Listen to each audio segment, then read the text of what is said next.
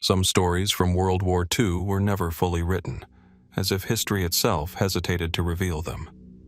In the shadows of global conflict lie disappearances, encrypted transmissions, and events that defy explanation even today. What really happened in those final chaotic moments, and what truths were buried before they could ever surface? From lost battalions to silent intelligence gaps, the questions only deepen with time. Whispers of classified files, vanished crews, and unexplained codes still echo through archives. So sit back, relax, and let's dive into the untold mysteries history still cannot explain. In the dry, windswept reaches of northwestern China, where the edges of the Gobi Desert blur into rocky silence, lie the forgotten ruins of a once mighty civilization, the Tangut Kingdom, also known to historians as Western Xia. Among its most enigmatic legacies are its sacred Buddhist relics, once enshrined in grand temples that glimmered with gold, silk, and carved scripture.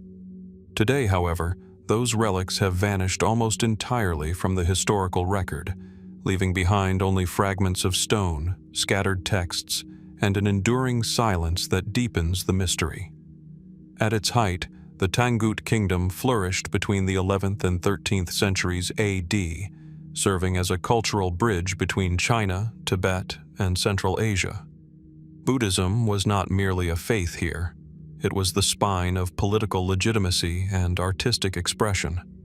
Sacred relics, believed to include bone fragments of revered monks, gilded statues of enlightened figures, and intricately preserved sutras, were housed in fortified monasteries and imperial stupas. These were not only religious objects, but symbols of divine authority, carefully guarded and deeply revered. Yet history records a violent turning point. In the early 13th century, the expanding Mongol Empire turned its attention westward. The Tangut capital fell after prolonged siege, and with it, the kingdom was systematically dismantled. Chronicles describe widespread destruction, the burning of libraries, and the erasure of cultural institutions. But what became of the sacred relics themselves remains uncertain. Some accounts suggest they were destroyed in the chaos. Others imply they were seized and transported, absorbed into the vast Mongol network of conquest. Archaeological excavations in the region have uncovered fragments of Buddhist iconography, broken statues buried beneath collapsed temple foundations, faded manuscripts written in the enigmatic Tangut script, and remnants of once ornate reliquaries. But the core treasures, the most sacred relics, are absent. This absence is what continues to unsettle historians. One prevailing theory suggests deliberate concealment. Facing inevitable defeat, Tangut monks and custodians may have hidden the relics in remote desert caves or buried them beneath collapsed monasteries, sealing them away in hopes of future rediscovery. The harsh geography of the region, with its shifting sands and inaccessible ravines, makes such concealment plausible. Yet no definitive cache has ever been recovered. Another interpretation points to assimilation rather than destruction. Under Mongol rule, religious artifacts were often relocated to imperial centers or integrated into new spiritual frameworks. Could the Tangut relics have been absorbed into larger Buddhist collections elsewhere, their origins gradually obscured by time and political transformation? Some fragments of evidence suggest movement along Silk Road corridors, but no direct lineage has been confirmed. More speculative accounts, often found in fringe historical discussions, propose that the relics were deliberately separated and distributed across hidden monastic networks, stretching into Tibet and beyond. In this view, the Tangut spiritual tradition did not end with the kingdom's fall, but dispersed, its most sacred objects becoming part of a secret custodial lineage still unknown to modern scholarship. While intriguing, these claims remain unsupported by verifiable archaeological evidence. What complicates the mystery further is the near-total absence of written testimony from the final custodians of these relics. Whether lost, destroyed, or never recorded, their silence leaves a gap where certainty should exist. Even the Tangut script itself, once used to document religious and administrative life, remained undeciphered for centuries, adding another layer of obscurity to an already fragmented history. Standing amid the ruins today, one might imagine the echo of chanting monks, the faint glow of incense in stone halls, and the careful placement of sacred objects into sealed chambers. Then, silence. Not just the silence of abandonment, but of something deliberately withheld from history. So what truly happened to the sacred relics of the Tangut kingdom? Were they consumed by fire, hidden beneath desert stone, carried away into unknown hands, or scattered across a spiritual landscape that has yet to be fully mapped? The answer, if it still exists at all, may be waiting beneath the sands, or lost in histories that have not yet been recovered. Continuing from the distant deserts of the fallen Tangut kingdom, where sacred relics seem to have dissolved into silence and sand, history shifts its gaze westward, toward another city once believed to be the heart of the world. A city crowned with golden domes, marble sanctuaries, and relics said to bridge the human and the divine. Constantinople. In the spring of 1204, its walls stood weathered but defiant, encircling a metropolis that had endured empires, faiths, and centuries of siege. But what followed would fracture not only its defenses, but its sacred inheritance. The Fourth Crusade, originally intended for the Holy Land, turned instead toward the Byzantine capital. When the gates finally fell, the city was consumed not just by conquest, but by systematic plunder. Churches were stripped of their treasures, altars shattered, and within the heart of the city's spiritual life, the great church of the Holy Wisdom, known as Hagia Sophia, stood collections of relics that had drawn pilgrims for generations. Pieces believed to belong to saints, emperors, and early Christian figures were housed in ornate reliquaries of gold, silver, and enamel. Many of these objects were never seen in Constantinople again after 1204. Some relics surfaced later in Western Europe, appearing in cathedral treasuries from Venice to Paris. Chronicles from the time describe carts filled with sacred objects leaving the city under armed guard, their origins carefully recorded in some cases, but lost or deliberately obscured in others. Venice, in particular, became a major repository. The Basilica of San Marco absorbed a number of these items, integrating Byzantine splendor into its own architectural identity. Yet even here, gaps remain. Lists of relics referenced in medieval accounts that no longer exist in any verifiable form. What became of the missing pieces? Mainstream historical interpretation suggests dispersion, that relics were either destroyed during the sack, melted down for their precious metals, or redistributed across the Christian West as symbols of legitimacy and power. In this view, the disappearance is not sudden but administrative, a slow fading through relocation and reinterpretation.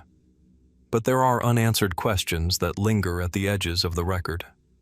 Some accounts from Byzantine exiles describe hidden reliquaries sealed beneath the city during the final days, concealed by clergy who believed that sacred objects should never fall into foreign hands. Could some have remained beneath the ruins of Constantinople itself, buried in collapsed chapels, or submerged in forgotten crypts beneath the Bosporus's shifting ground? Other narratives, less grounded in official chronicles but persistent in oral traditions, suggest that certain relics were deliberately divided into fragments, not as spoils of war, but as a form of spiritual preservation. By scattering pieces across multiple regions, custodians may have sought to ensure that no single conquest could erase their sanctity entirely. If true, the relics were not lost in a single moment, but dispersed into obscurity by design. There are also speculative interpretations that place the missing objects within broader patterns of relic trade that stretched across medieval networks far beyond official record-keeping. In this view, sacred artifacts passed through private hands, concealed within political alliances or exchanged in negotiations that left no written trace. The relics did not vanish. They simply slipped into channels history did not preserve. And yet, despite centuries of scholarship, excavation, and cataloging, entire inventories from Constantinople's sacred treasury remain incomplete. Names appear in records without corresponding artifacts. Descriptions survive without physical confirmation. Gaps persist where certainty should exist. Walking through modern Istanbul, above layers of Byzantine and Roman foundations, one is reminded that cities do not simply preserve history, they bury it beneath themselves. Stones are replaced, walls rebuilt, but memory often lingers in what is absent rather than what remains. So what truly became of the relics carried away in 1204? Were they absorbed into European sanctuaries, destroyed in the chaos of conquest, hidden beneath the ruins of a fallen empire, or quietly dispersed across unknown hands and forgotten roots? Like so many mysteries that follow the collapse of great civilizations, the answer may not be a single truth, but a scattered reflection, broken, relocated, and waiting in places history has yet to fully uncover. From the scattered relics of Constantinople, objects carried across seas in secrecy, dispersed through fragile networks of power and faith, the narrative of lost heritage shifts once again toward the maritime edges of Asia. Here, where the Indian Ocean meets the Java Sea, history opens onto another silence, not of stone and crypts, but of water, wind, and vanishing fleets. At the close of the 13th century AD, the Mongol Empire, vast, disciplined, and relentlessly expanding, turned its attention toward the island kingdom of Java. According to historical records, Kublai Khan dispatched a formidable naval expedition in 1293, carrying thousands of troops, engineers, and provisions across unfamiliar seas. Their mission was not merely conquest, but punishment, to subdue the rising power of Java after diplomatic defiance from its rulers. The fleet arrived with expectations of swift dominance. Instead, it encountered a landscape and a political reality it did not fully anticipate. Java at the time was not a passive target.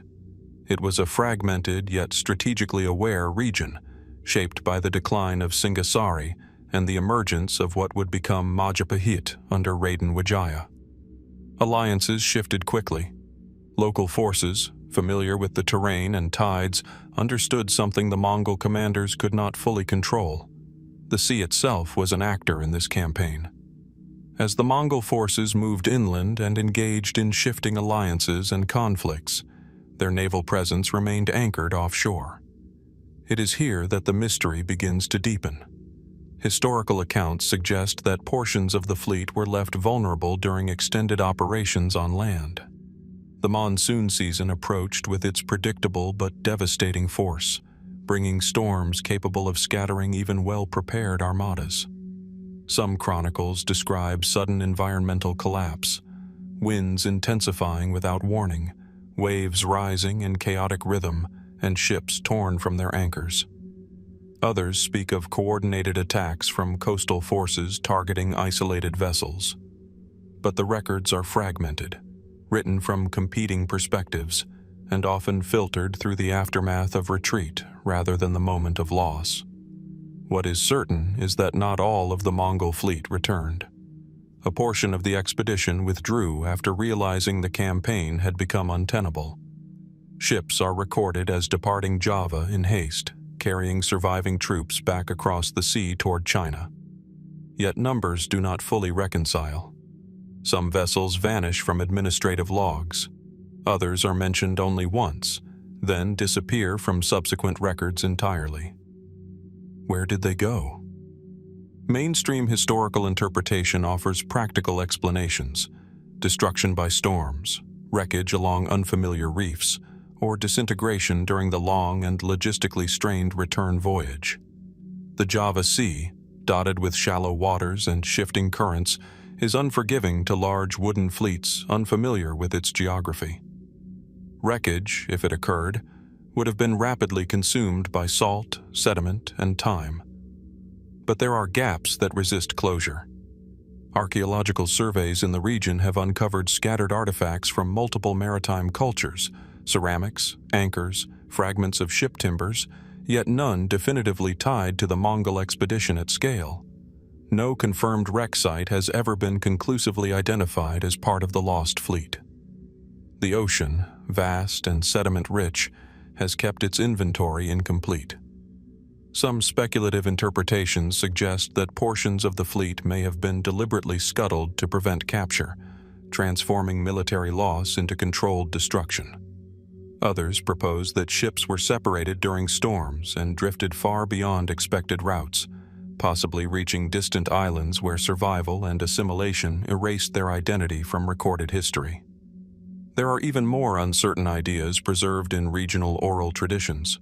Stories of large foreign ships seen briefly along remote coastlines, or debris fields that appeared and vanished with shifting tides. While these accounts are difficult to verify, they reflect a consistent theme: absence without resolution. Unlike relics hidden in stone chambers or buried beneath collapsing cities, ships leave traces that should, in theory, persist: wood, metal, anchor scars on the seabed. Yet here, the evidence remains elusive, as if the ocean itself absorbed not only the fleet, but its footprint. Standing today along Java's northern shores, where fishing boats move through waters once crossed by imperial expeditions, it is difficult to imagine an entire armada dissolving into silence. And yet, history insists that something did. So what became of the missing ships of the Mongol fleet? Were they destroyed by storms beyond record, broken apart by resistance on unfamiliar shores, or carried farther into the ocean than any chronicler could follow? Or do remnants still lie beneath the shifting sands of the Java Sea, waiting in waters that have... From the uncertain fate of the Mongol fleet in the waters around Java, where ships may have vanished into storms or silence, the story does not settle. It shifts inland, into the heart of a rising power that emerged in the aftermath of that same turbulent era. A kingdom that turned fragmentation into order, and order into one of the most sophisticated civilizations of maritime Southeast Asia. Majapahit. In the humid lowlands of eastern Java, where volcanic soil feeds dense forests and rivers carve slow paths toward the sea, Majapahit once maintained a royal center of remarkable administrative and cultural complexity. Palaces of timber and stone rose above carefully planned courtyards. Markets, temples, and ceremonial spaces were connected by a system of governance that relied not only on authority, but on meticulous record-keeping. At the center of this system stood the royal archives. According to historical tradition, Majapahit's administration preserved detailed records of land grants, tributary states, diplomatic correspondence, trade agreements, and ceremonial law. These archives were not merely bureaucratic tools. They were the memory of the kingdom itself, binding its vast influence across islands and coastal regions.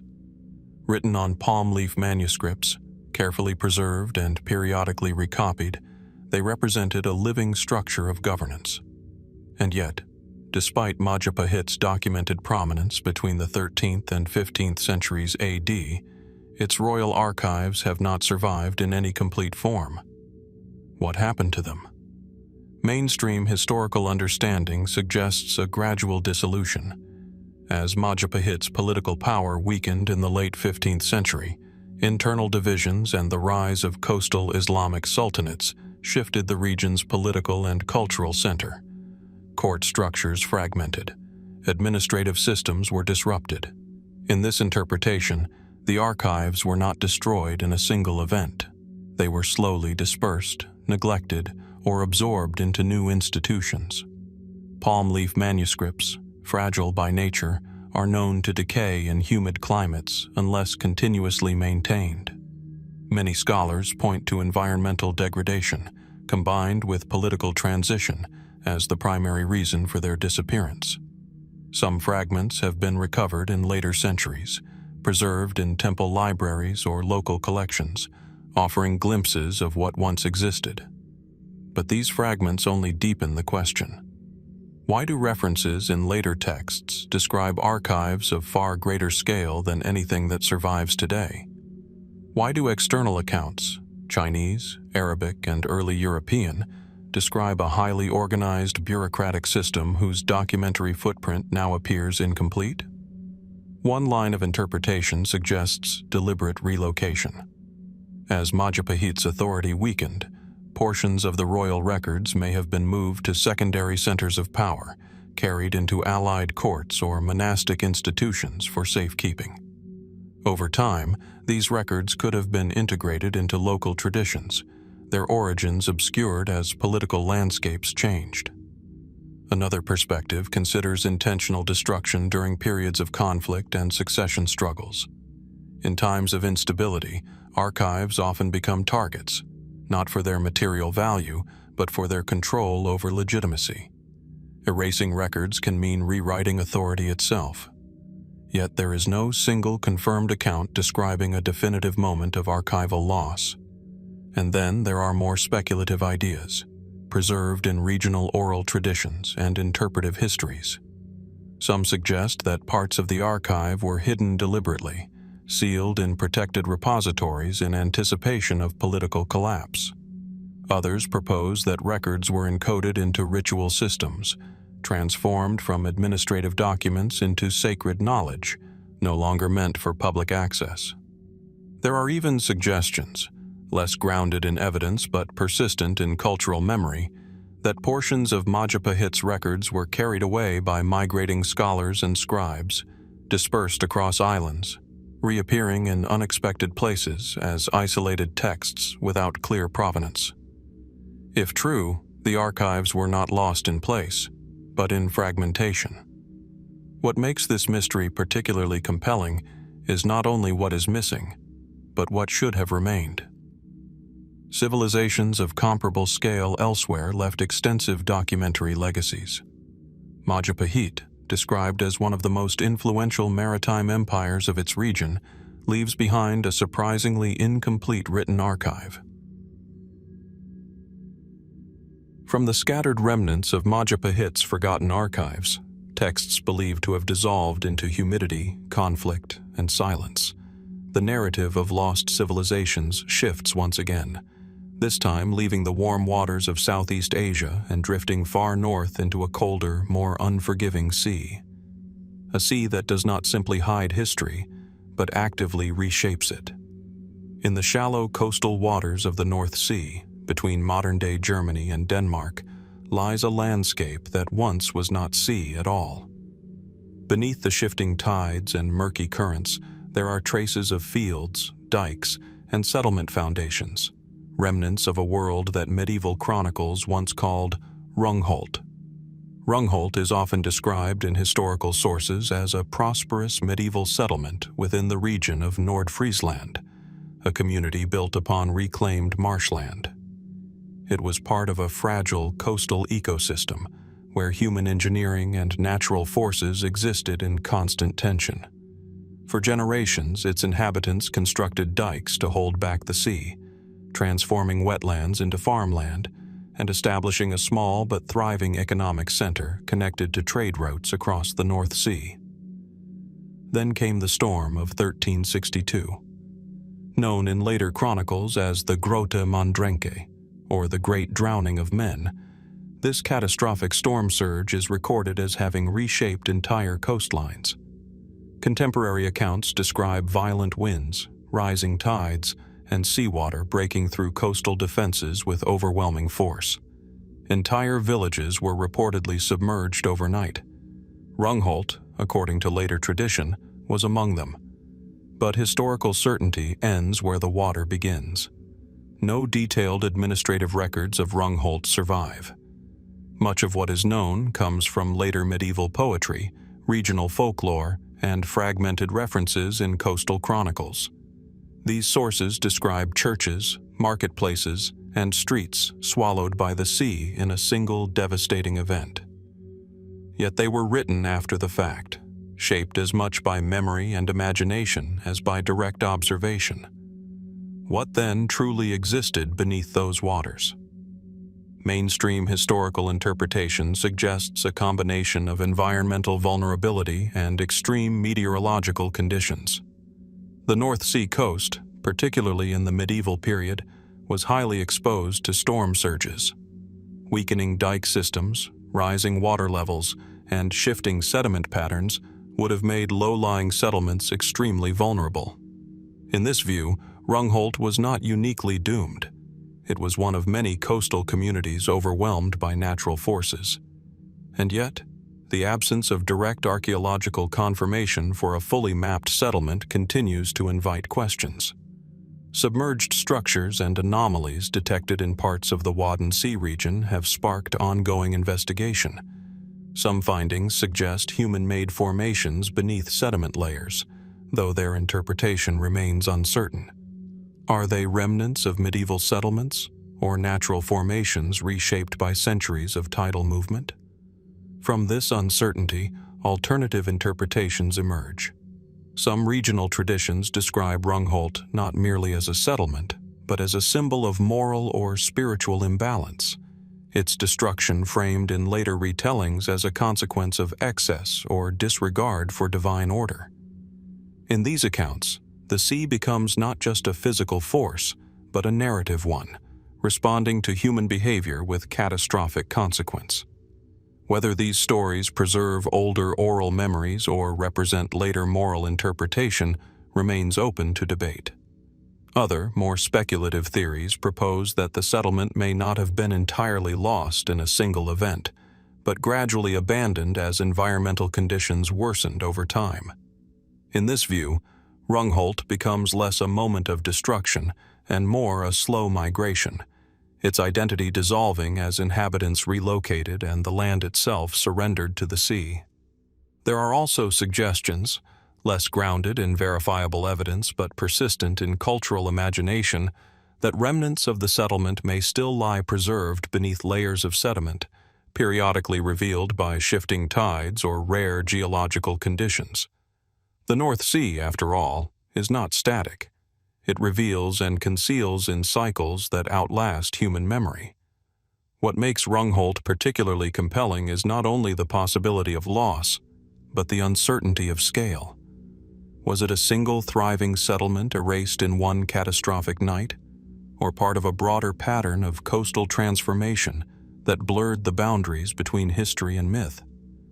Standing along the modern shores of the North Sea, where wind cuts across tidal flats and distant waters stretch toward the horizon, it is difficult to imagine entire communities now lying beneath the waves. And yet, beneath every tide, there is sediment, and beneath every sediment layer, there is history waiting to be interpreted. From the submerged outlines of Rungholt, where entire streets are said to lie beneath shifting North Sea tides, the narrative drifts once again toward open water, but now into a very different ocean of history. One defined not by sudden storms alone, but by disciplined fleets, imperial ambition, and voyages that reshaped the known world. The Indian Ocean in the early 15th century, A.D.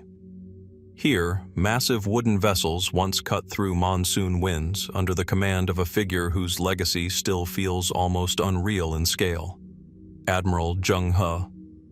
Serving under the Ming dynasty, Zheng He led a series of state-sponsored maritime expeditions between 1405 and 1433, commanding what were among the largest fleets of the medieval world. These were not small exploratory missions, but organized displays of imperial power, vast armadas of treasure ships, supply vessels, and escort fleets stretching across horizons. Historical records describe the earliest voyages as especially ambitious. The fleets departed from ports such as Nanjing and later Changle, carrying thousands of sailors, diplomats, translators, soldiers, and merchants. Their destinations spanned Southeast Asia, India, the Arabian Peninsula, and the eastern coast of Africa. These voyages were carefully documented in imperial records, though many original logs have not survived in complete form. And within those early expeditions, subtle gaps begin to appear. Certain ships are mentioned in passing, assigned roles, listed in fleet compositions, and then absent from later accounts. Some vessels that set sail are not clearly recorded in return manifests. The structure of the fleets is known, but the continuity of every individual ship is not always traceable across the full arc of the voyages. What happened to those missing ships? Mainstream historical interpretation offers several possibilities grounded in maritime reality. The early Ming fleets navigated unfamiliar waters, complex monsoon systems, and long-distance routes that required precise timing. Storms in the South China Sea and Indian Ocean were capable of overwhelming even large vessels. Structural failure, navigational error, or separation during severe weather could have led to the loss of individual ships without catastrophic loss of entire fleets. Some ships may also have been assigned to secondary missions, diplomatic deliveries, reconnaissance, or trade exchanges with regional ports, and never rejoined the main fleet. In this view, disappearance is administrative rather than sudden. Vessels absorbed into regional networks, their records dissolving across different bureaucratic systems. Yet the early Ming archives, as they survive, do not always provide satisfying closure. There are references to unexpected delays, missing escorts, and voyages returning with incomplete formations. But the silence around specific vessels leaves space for interpretation. The ocean routes Zheng He's fleets followed were vast, and documentation, while advanced for its time, was still vulnerable to loss, revision, or destruction in later political shifts when maritime policy changed and records were no longer prioritized. From this uncertainty, other interpretations emerge. Some maritime historians suggest that a portion of early fleet losses may have occurred not in dramatic disasters, but through gradual attrition, ships becoming unseaworthy and abandoned in foreign ports, or dismantled for repair materials far from their origin. In busy trading hubs along the Indian Ocean rim, ships could be absorbed into local economies, repurposed without clear imperial record.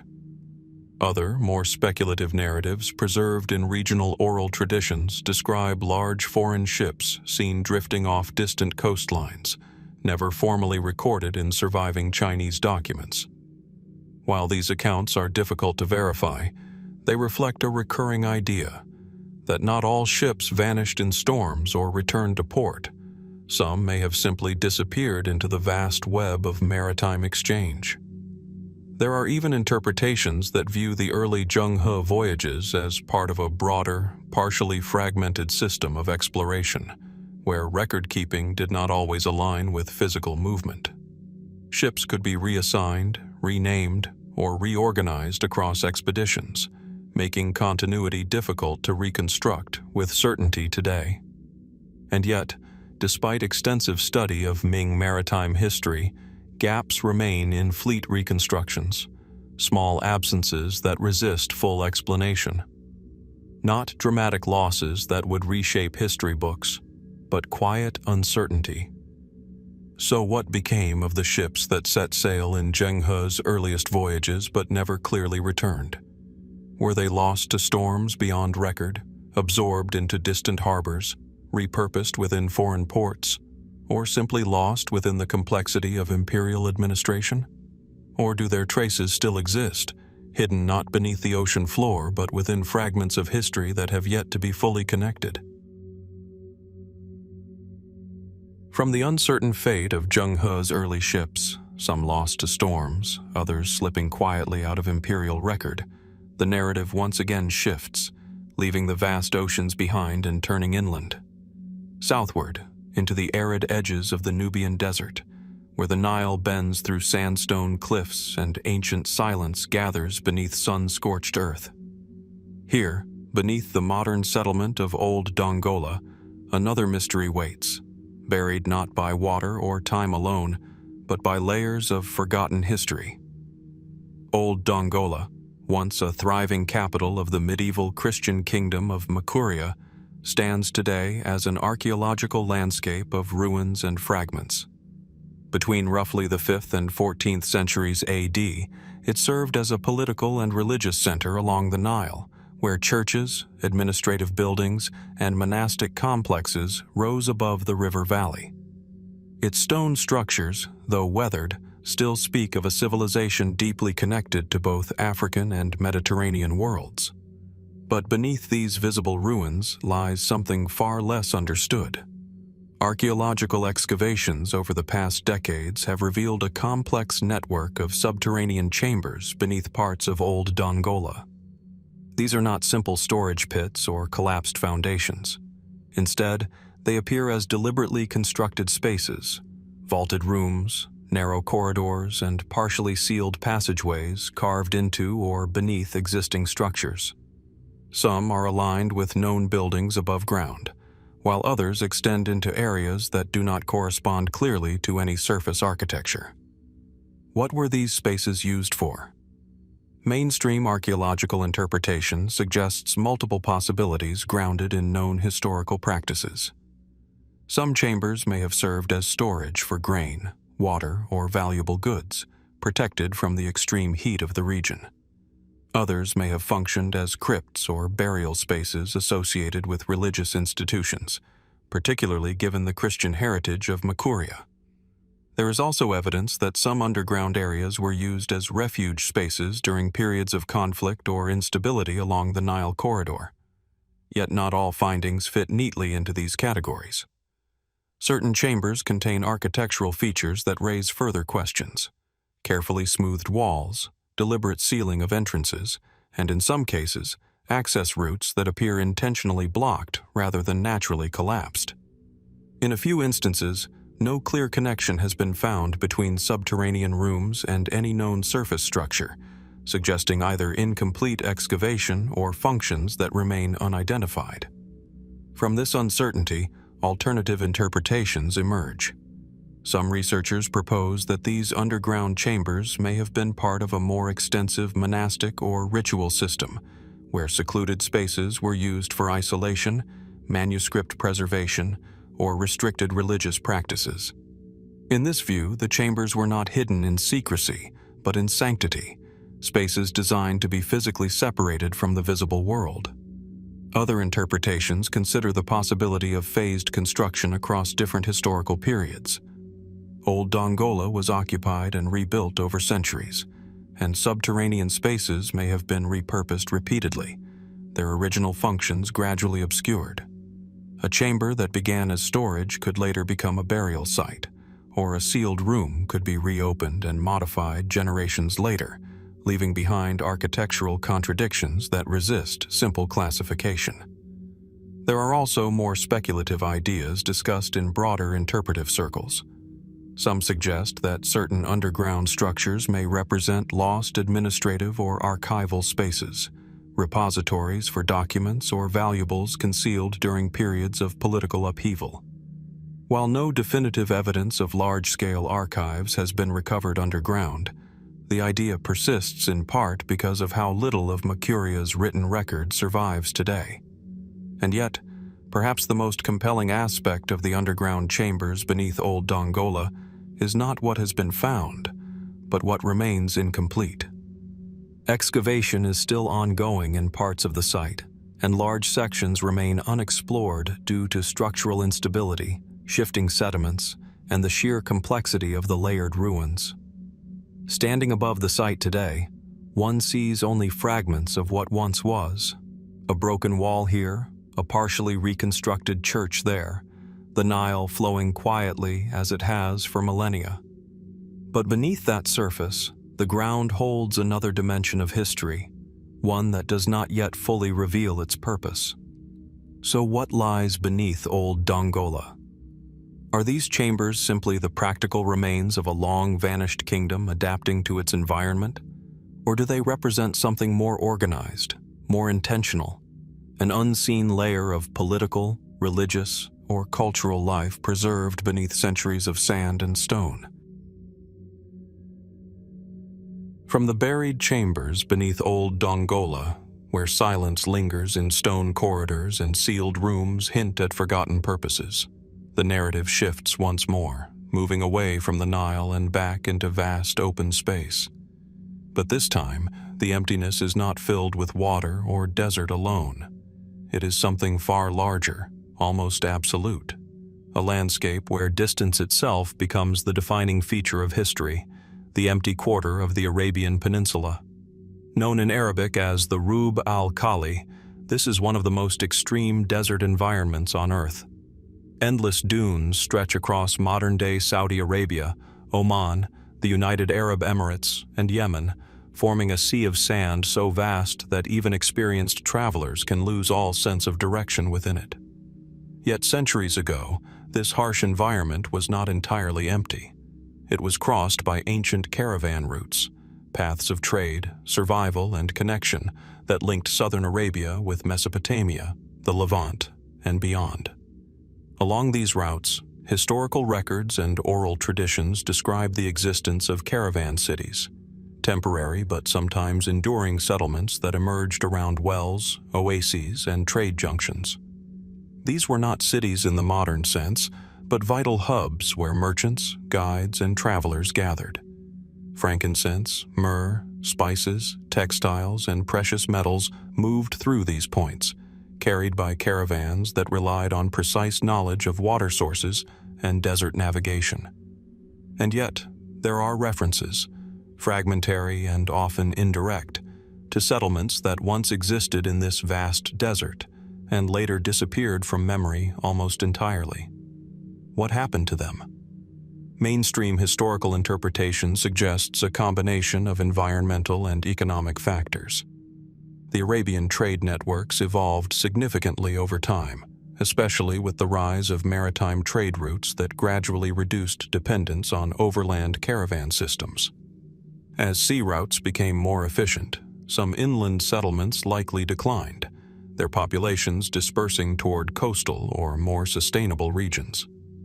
In parallel, shifting climate conditions may have gradually reduced the reliability of certain wells, making once thriving caravan stops less viable. In this view, the vanishing of caravan cities is not sudden disappearance, but long-term abandonment. Structures built from perishable materials, mud brick, palm wood, and woven elements, would leave little trace after centuries of wind erosion and sand movement. What remains today may be almost invisible beneath shifting dunes, but the empty quarter does not easily surrender its past. Occasional archaeological surveys and remote sensing studies have identified faint traces beneath the sand, linear formations, possible foundations, and geometric patterns that suggest human construction. Some sites appear to indicate organized settlement structures, though interpretation remains uncertain due to the difficulty of excavation in such an unstable environment. From this uncertainty, broader questions emerge. Some researchers propose that certain caravan cities may have been repeatedly buried and reburied by moving sand dunes, effectively preserving them beneath layers of desert. In this scenario, entire settlements could still exist underground, their outlines intact but inaccessible without extensive excavation. Other interpretations consider the possibility that some caravan hubs were intentionally abandoned or relocated in response to political or environmental pressures, leaving behind only partial ruins that gradually disappeared. In such a fluid trade system, mobility itself was a form of survival, and permanence was never guaranteed. There are also more speculative traditions preserved in regional storytelling, describing lost cities of the sand that appear briefly to travelers and then vanish again, obscured by shifting winds. While these accounts are often symbolic in nature, they reflect a persistent cultural awareness of the desert as a place that both reveals and erases human presence. The most enduring mystery, however, lies in the absence of certainty. Unlike stone cities or coastal settlements, desert cities leave fragile traces. A collapsed wall can be erased by a single storm. A well can be buried beyond recognition. A trade route can fade not because it was destroyed, but because it was no longer used. So what became of the vanished caravan cities of the empty quarter? Were they slowly abandoned as trade routes shifted, buried beneath migrating sands, or transformed into scattered outposts whose connections have been lost to time? Or do their traces still lie beneath the desert's surface, waiting for a discovery that may one day redraw the map of ancient Arabia? From the shifting dunes of the empty quarter, where entire caravan routes seem to dissolve into sand and silence, the narrative now turns toward the eastern coast of Africa, away from desert emptiness, but still shaped by absence. Here, along the shores of present-day Kenya, lies a forest-reclaimed ruin that once stood at the heart of the Swahili world, the medieval city of Gedi. Hidden within dense coastal forest, Gedi does not reveal itself easily. Even today, its stone walls emerge unexpectedly from tangled roots and coral-grown masonry, as if the jungle has been slowly reclaiming something it never fully released. Arched doorways stand without roofs. Courtyards open into spaces where houses once stood. A grand mosque, built of coral ragstone, still marks the center of a city that once connected Africa to Arabia, Persia, India, and beyond. Historical evidence places Gedi's flourishing period between the 13th and 17th centuries AD, as part of the broader Swahili coast civilization. This was not an isolated settlement, but a node in a vast Indian Ocean trade network. Merchants here traded gold, ivory, beads, textiles, and ceramics. Imported porcelain fragments from China and glassware from the Middle East have been found among its ruins, testifying to a world deeply connected across oceans. And yet, despite this prosperity, Gedi was abandoned. By the late 17th century, the city was no longer inhabited. Unlike cities destroyed in war or recorded siege, Gedi's decline is not clearly documented in contemporary written sources. There are no surviving accounts that definitively describe its final days. Instead, there is silence, an absence that archaeologists and historians continue to interpret in different ways. What caused the collapse of such a connected and thriving coastal city? Mainstream explanations point toward environmental and economic shifts. One widely discussed theory suggests that changes in the regional water table led to a shortage of reliable freshwater sources. Wells within the city may have become less dependable over time, forcing inhabitants to gradually relocate. At the same time, shifting trade routes along the Swahili coast, combined with political changes and the rise of competing ports, may have reduced Gedi's strategic importance. Another interpretation considers the increasing influence of regional conflicts and instability during the later Swahili period, including pressures from external powers entering the Indian Ocean trade network.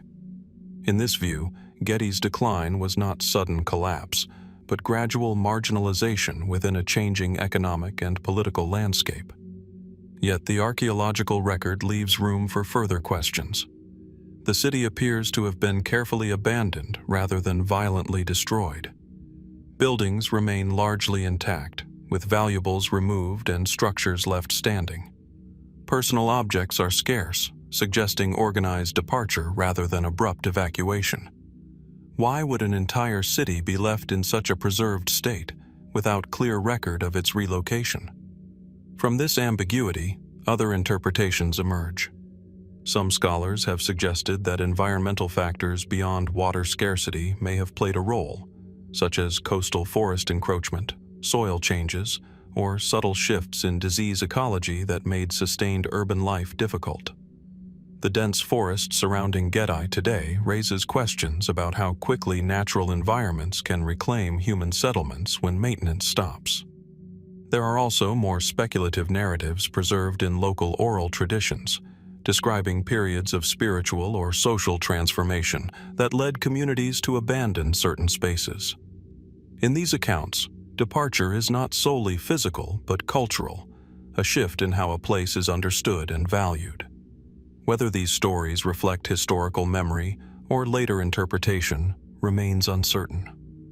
What makes Gedi particularly intriguing is not only its abandonment, but its preservation. Unlike many lost cities reduced to fragments, Gedi remains structurally visible. Walls still stand. Streets are still traceable. The city has not disappeared. It has been paused, held in a state between presence and absence. Walking through its ruins today, surrounded by thick coastal forest and the distant sound of ocean winds, one encounters a space where history feels both close and unreachable. The city is there, yet its story is incomplete. So what truly happened to the medieval Swahili city of Gedi? Was it slowly emptied by environmental change, quietly abandoned as trade networks shifted, or shaped by cultural transformations that left no written trace? Or does the forest conceal more than architecture, perhaps holding clues that have yet to be fully understood beneath its living canopy? From the overgrown ruins of Gedi, where coral stone walls still rise from the forest floor like memories refusing to fade, the narrative shifts once more across the Indian Ocean. Past the Swahili coast, beyond the trade winds and island chains, lies a land that holds its own silence. Madagascar, a place where stone and sea have long shared the task of preserving history in fragments.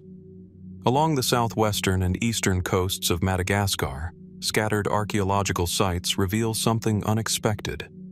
Tombs constructed from coral stone, not carved from local granite or river rock alone, but built using coral blocks, materials shaped by marine life, transported and repurposed into funerary architecture.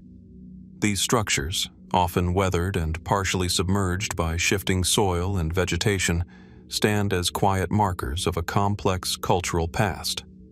Historically, Madagascar has been a crossroads of migration and exchange.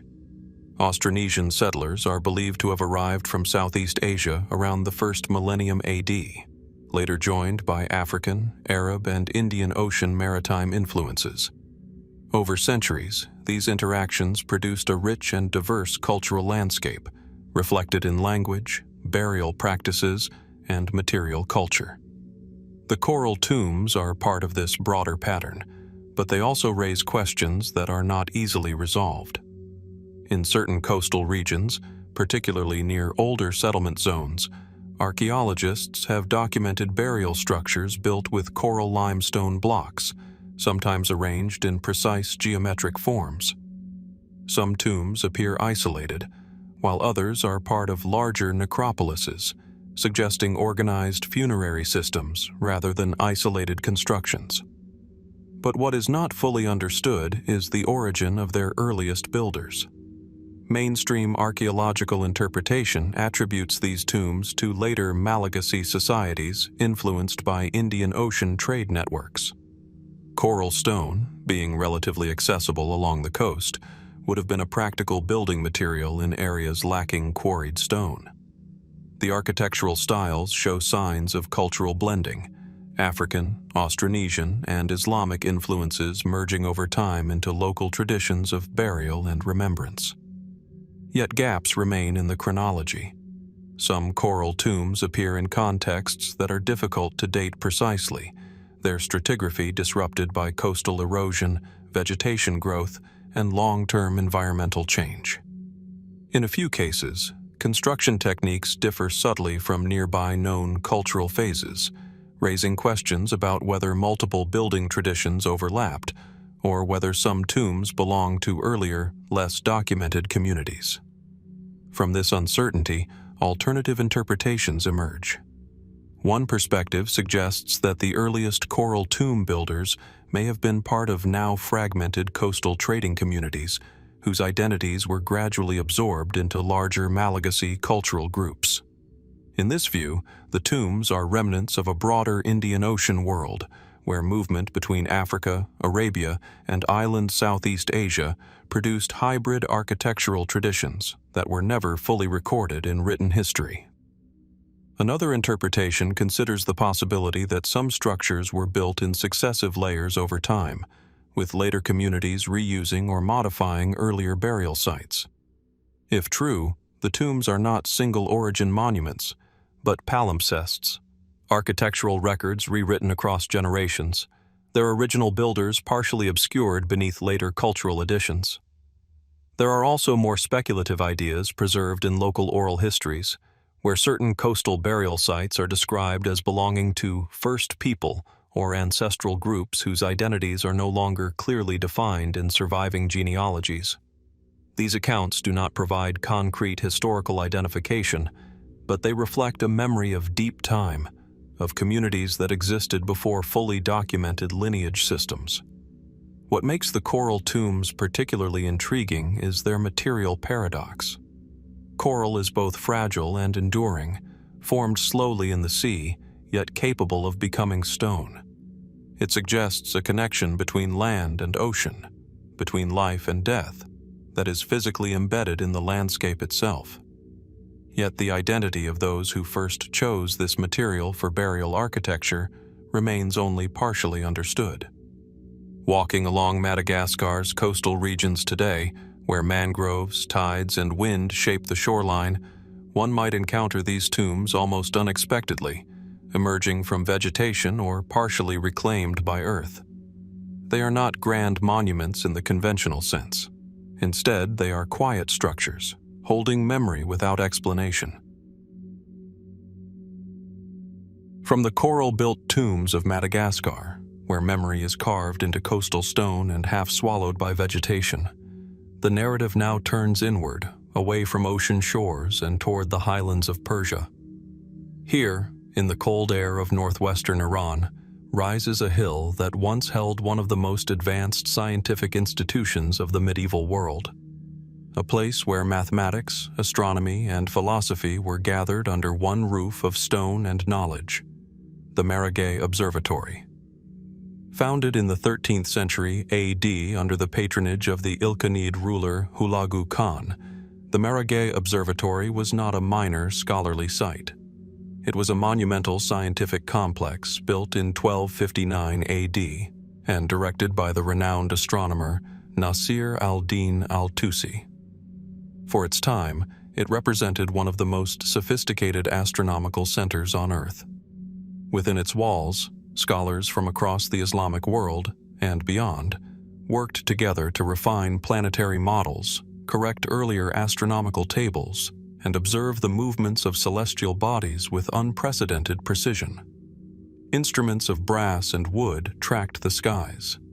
Mathematical calculations were recorded on parchment and compiled into astronomical tables that would influence later scientific developments for centuries. And yet, despite its historical importance, a troubling gap remains. The original astronomical records produced at Maragheh, the detailed observational data, raw measurements, and systematic logs, have not survived in their complete form. What happened to them? Mainstream historical interpretation suggests a combination of gradual dispersal and manuscript transmission. Much of the knowledge generated at Maragheh was incorporated into later works, particularly through summarized tables and treatises. In this process, original observational notes may have been copied, edited, or absorbed into derivative texts, losing their standalone identity over time.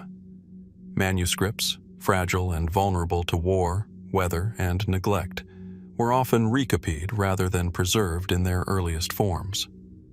Political change also played a role. As Ilkhanid authority shifted and later dynasties rose in the region, scholarly centers were reorganized or relocated.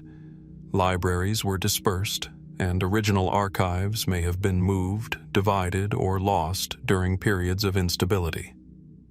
Yet historians note something unusual: references to detailed observational datasets that do not fully correspond to surviving manuscripts. Later astronomical works occasionally cite precise measurements and calculations attributed to Maragheh scholars, but the original supporting records are missing. This absence has led to deeper questions. Some scholars suggest that portions of the observatory's records may have been intentionally copied into more portable or politically stable compilations, effectively transforming raw data into refined scientific texts. In this view, nothing was truly lost, only reorganized into new intellectual frameworks that prioritized preservation through adaptation rather than archival storage. Other interpretations consider the possibility that parts of the observatory's archives were dispersed across different regions of the Islamic world as scholars migrated, carrying knowledge with them. In such a system, records would not remain centralized, but would instead become distributed across multiple intellectual networks, making reconstruction difficult today. There are also more speculative ideas occasionally discussed in broader historical circles. Some propose that certain observational records may have included highly specialized or esoteric calculations that were deliberately excluded from later copies, either due to changing scientific priorities or shifts in philosophical frameworks. While there is no direct evidence of suppression, the selective survival of manuscripts always leaves room for uncertainty. Another perspective suggests that environmental and structural decay may have played a larger role than previously understood. The observatory itself, built on a hillside, was eventually abandoned, and over centuries its physical remains deteriorated. Without a sustained institutional center to preserve its archives, even highly valuable documents could have been lost to time, weather, and material fragility. What makes the Maragheh Observatory particularly compelling is not only its scientific achievement, but the partial silence of its records. We know what it accomplished through later citations, yet the raw observational voice of its scholars is largely absent. The instruments are gone. The original tables are incomplete. The process of observation itself has become something we infer rather than directly read.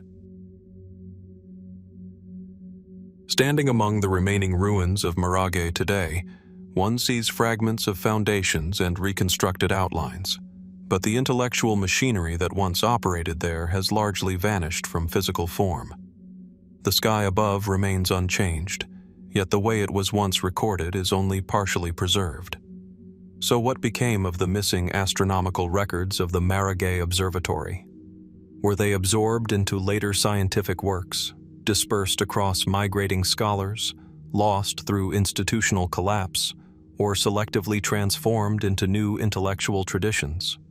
Or do fragments still exist, hidden within manuscripts yet to be fully studied, waiting for the moment when scattered references can once again be assembled into a complete view of the sky as it was once recorded? From the fragmented astronomical records of Maragheh, where centuries of scientific observation survive only in echoes and partial manuscripts, the narrative drifts eastward once more. Away from the cold highlands of Persia and across mountain ranges, river valleys, and forested plains, it arrives in the heart of Southeast Asia. Here, along the Irrawaddy River in modern-day Myanmar, rises a landscape once dominated by one of the most powerful and culturally rich kingdoms of the medieval world, Pagan. Between the 9th and 13th centuries A.D., the kingdom of Pagan flourished as a center of Theravada Buddhism, political authority, and monumental architecture. Its plains were once filled with thousands of temples and stupas, their brick silhouettes rising above the mist like a city suspended between earth and sky. Among its royal regalia and sacred objects, chronicles and later inscriptions refer to extraordinary symbols of kingship. Among them, a legendary golden throne said to embody the divine authority of the pagan kings. Unlike ordinary ceremonial seats, this throne is described in traditional accounts as an object of immense craftsmanship and spiritual significance. It was not merely a seat of rule, but a symbolic axis of kingship itself, an embodiment of cosmic order, legitimacy, and Buddhist kingship ideals. Gold, intricate carvings, and sacred inscriptions are said to have adorned its surface, linking the monarch not only to earthly governance, but to spiritual universality. And yet, despite the kingdom's architectural grandeur and extensive artistic legacy, the golden throne has never been definitively recovered. What happened to it? Mainstream historical interpretation begins with the collapse of Pagan in the late 13th century AD. The kingdom, already weakened by economic strain, shifting trade routes, and internal fragmentation, faced external pressure from Mongol incursions and regional instability. By the end of the century, political authority had splintered into smaller regional centers. In such transitions, royal objects, particularly those made of precious materials, were often dismantled, hidden, or redistributed. One widely accepted explanation suggests that the Golden Throne may have been broken down and melted, its gold repurposed into currency, religious objects, or offerings to new rulers and temples. In times of political collapse, material value often outweighs symbolic continuity, and objects of royal authority frequently lose their original form.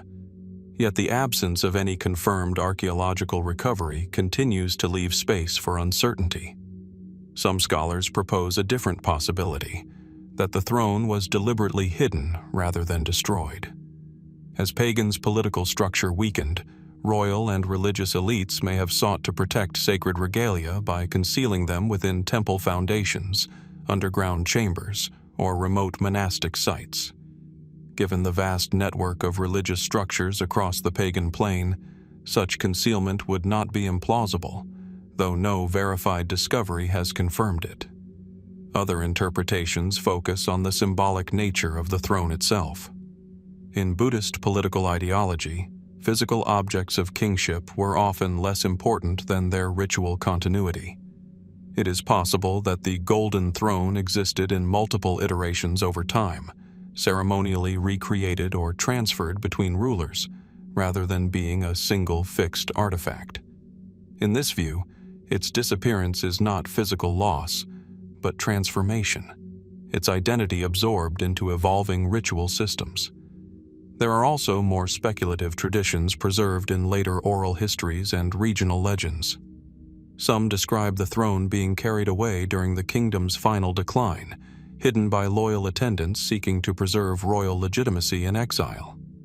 Others suggest it was divided into fragments, each piece entrusted to different religious institutions across the region, ensuring that no single authority could claim its full symbolic power.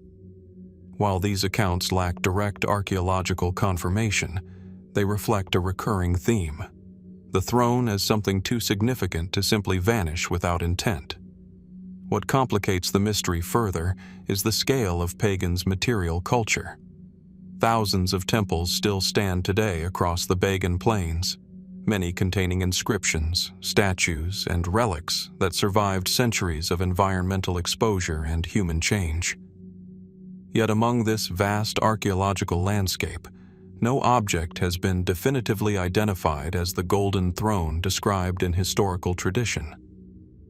Standing amid these ancient structures today, where brick temples stretch toward the horizon and the Irrawaddy flows quietly nearby, one is struck by the contrast between what remains and what is absent.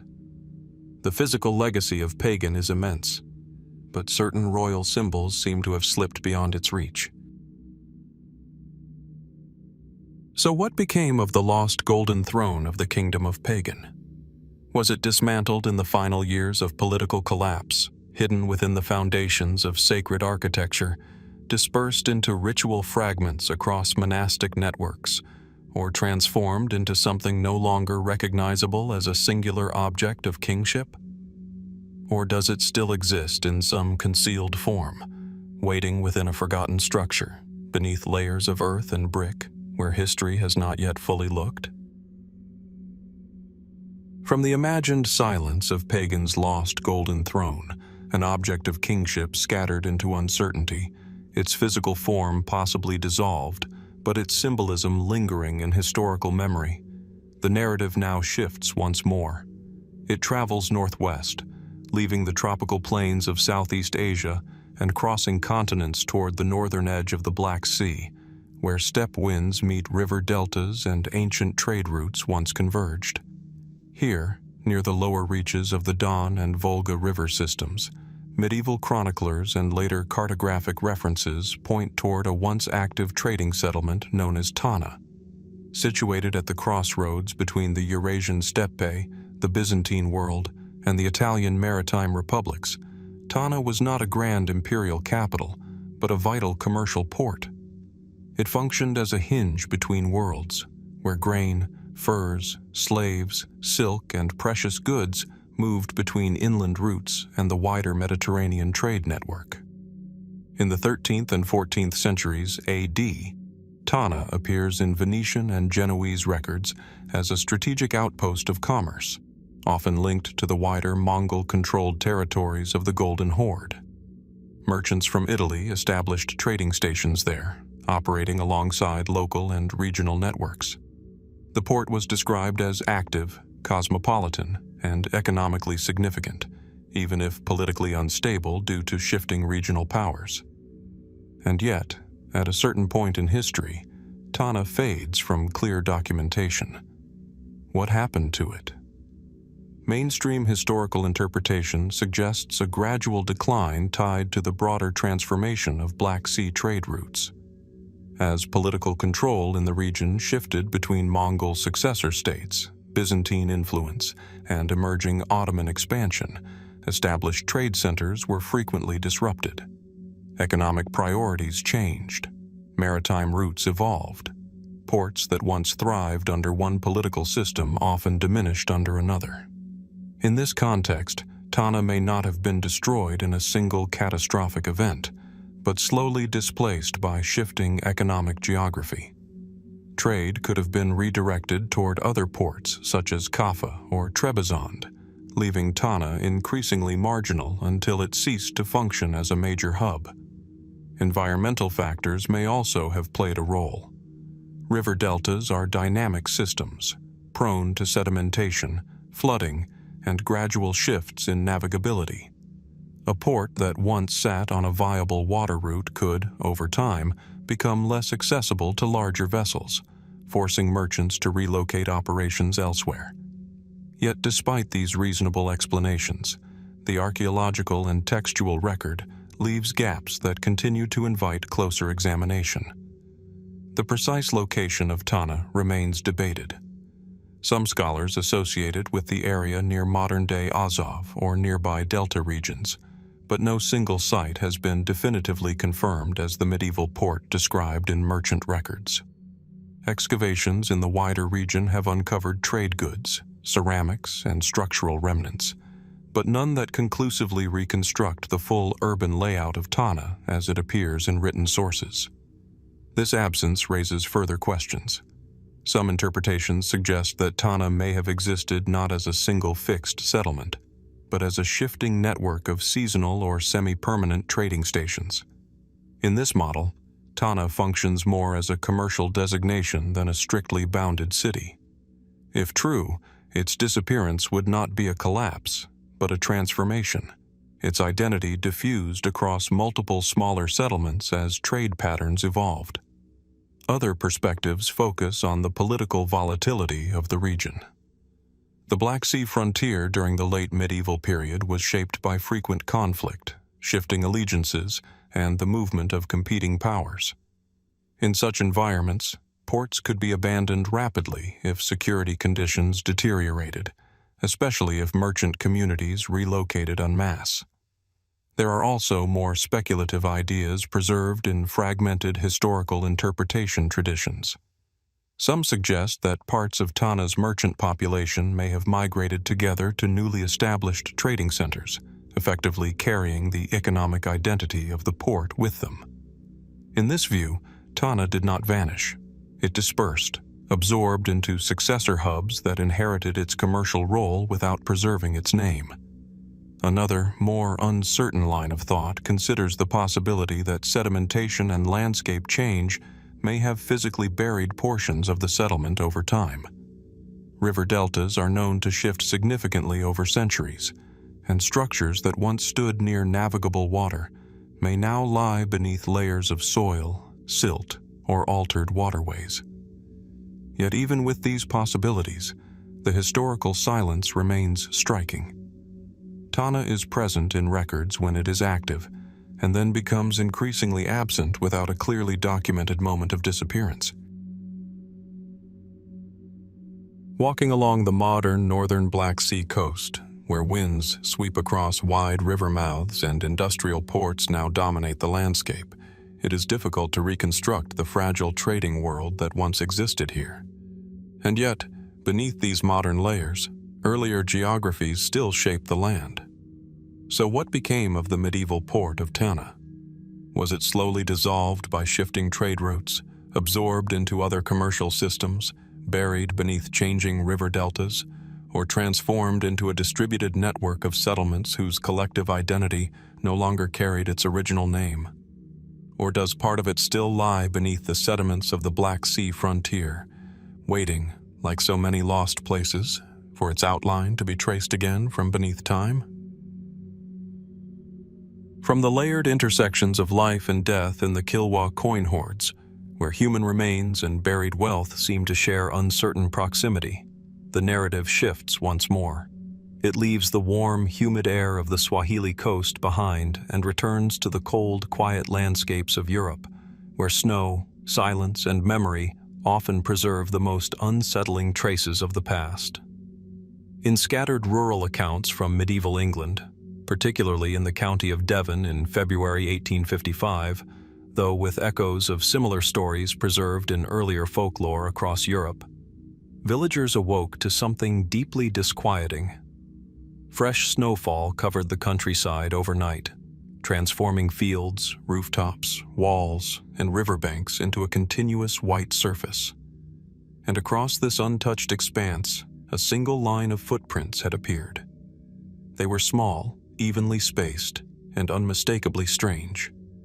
The prints seemed to move in a continuous path for miles, crossing terrain in ways that defied immediate explanation. They passed over rooftops without interruption. They crossed narrow rivers and walled gardens. They moved in a straight, deliberate line, as though following a fixed route known only to whatever had made them. Local observers called them the Devil's Footprints, and just as mysteriously as they appeared, they disappeared. What caused them? Mainstream historical interpretation begins cautiously, grounded in environmental and biological explanations. One widely accepted theory suggests that the tracks may have been made by a small animal, such as a hare, fox, or badger, moving through deep snow during the night. Under specific conditions, particularly when snow is light and evenly distributed, animal tracks can align in ways that appear unusually linear when viewed from a distance. Another explanation considers atmospheric and perceptual factors. Snow-covered landscapes can distort visual judgment, especially under moonlight or early morning light.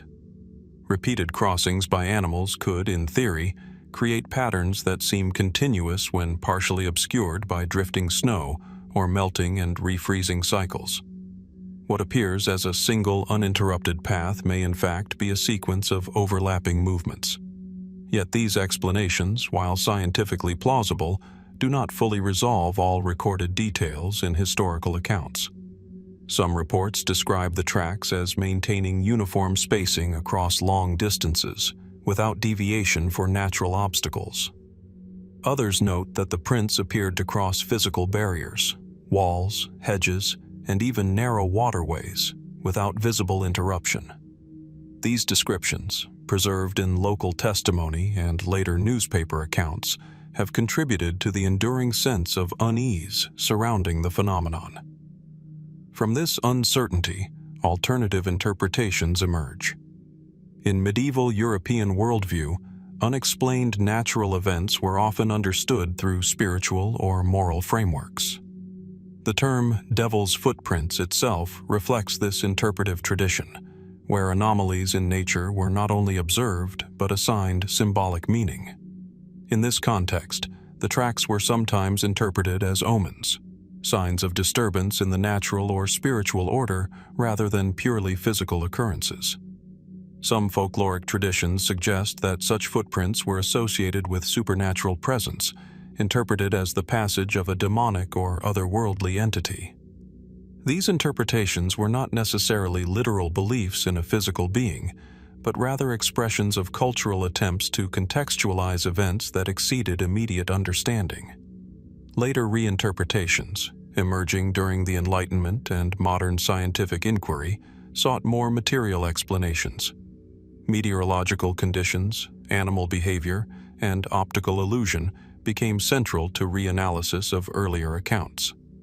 Yet even as scientific frameworks advanced, the consistency of certain details in historical reports continued to provoke curiosity. There are also more speculative ideas that circulate in broader interpretive discussions. Some suggest rare environmental phenomena, such as unusual wind patterns interacting with snow crusts, could create impressions that mimic footprints over long distances. Others propose that combinations of melting, refreezing, and wind-driven surface changes might produce linear markings that resemble deliberate tracks under certain lighting conditions. Another perspective considers the possibility of misinterpretation amplified by collective observation. In tightly knit rural communities, a striking visual anomaly could be rapidly shared, reinforced, and redescribed over time, gradually forming a coherent narrative that emphasizes mystery over ambiguity. And yet, even with these explanations layered together, certain aspects remain difficult to fully reconstruct. The apparent continuity of the tracks, their sudden disappearance, and their reported ability to traverse complex terrain without visible interruption continue to challenge simple categorization. What makes the Devil's Footprints particularly compelling is not just the phenomenon itself, but the way it sits at the intersection of perception, environment, and cultural memory. It is a case where observation and interpretation become inseparable, and where the boundaries between natural explanation and symbolic meaning blur. Standing in a snow-covered field today, where silence is broken only by wind and distant movement, it is not difficult to imagine how quickly certainty can dissolve. A single line in the snow can become a path can become a question, and a question, when shared across generations, can become a legend. So what were the Devil's Footprints recorded in medieval and early modern Europe? Were they the result of animal movement under unusual environmental conditions, optical illusions shaped by snow and light, or cultural interpretations layered onto natural phenomena? Or do they represent something more elusive, a moment where observation, fear, and imagination converged so completely that the distinction between what was seen and what was understood became permanently uncertain? And if such traces can appear so convincingly in the landscape and then vanish without explanation, what other marks, physical or historical, might still be waiting, unnoticed, beneath the surface of what we think we already understand? From the faint impressions left behind in the snow, where the Devil's Footprints blurred the boundary between natural pattern and perceived mystery, the narrative shifts once more. This time, the silence is no longer white and frozen, but carved into stone. It moves away from Europe's winter fields and returns to the rugged, wind-shaped highlands of the South Caucasus, where ancient landscapes preserve questions in material form rather than fleeting traces.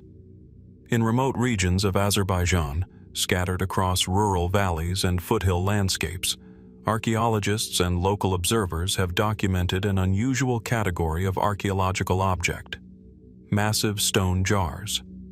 These are not small containers or symbolic vessels, but large carved monolithic forms, sometimes reaching heights that allow a person to stand within them. Their surfaces are shaped from solid rock, carefully hollowed and smoothed, suggesting deliberate and skilled workmanship. They appear in isolation or in small clusters, partially buried in soil or exposed on uneven terrain. Some are upright. Others are tilted or partially submerged, as though the ground itself has slowly shifted around them over centuries.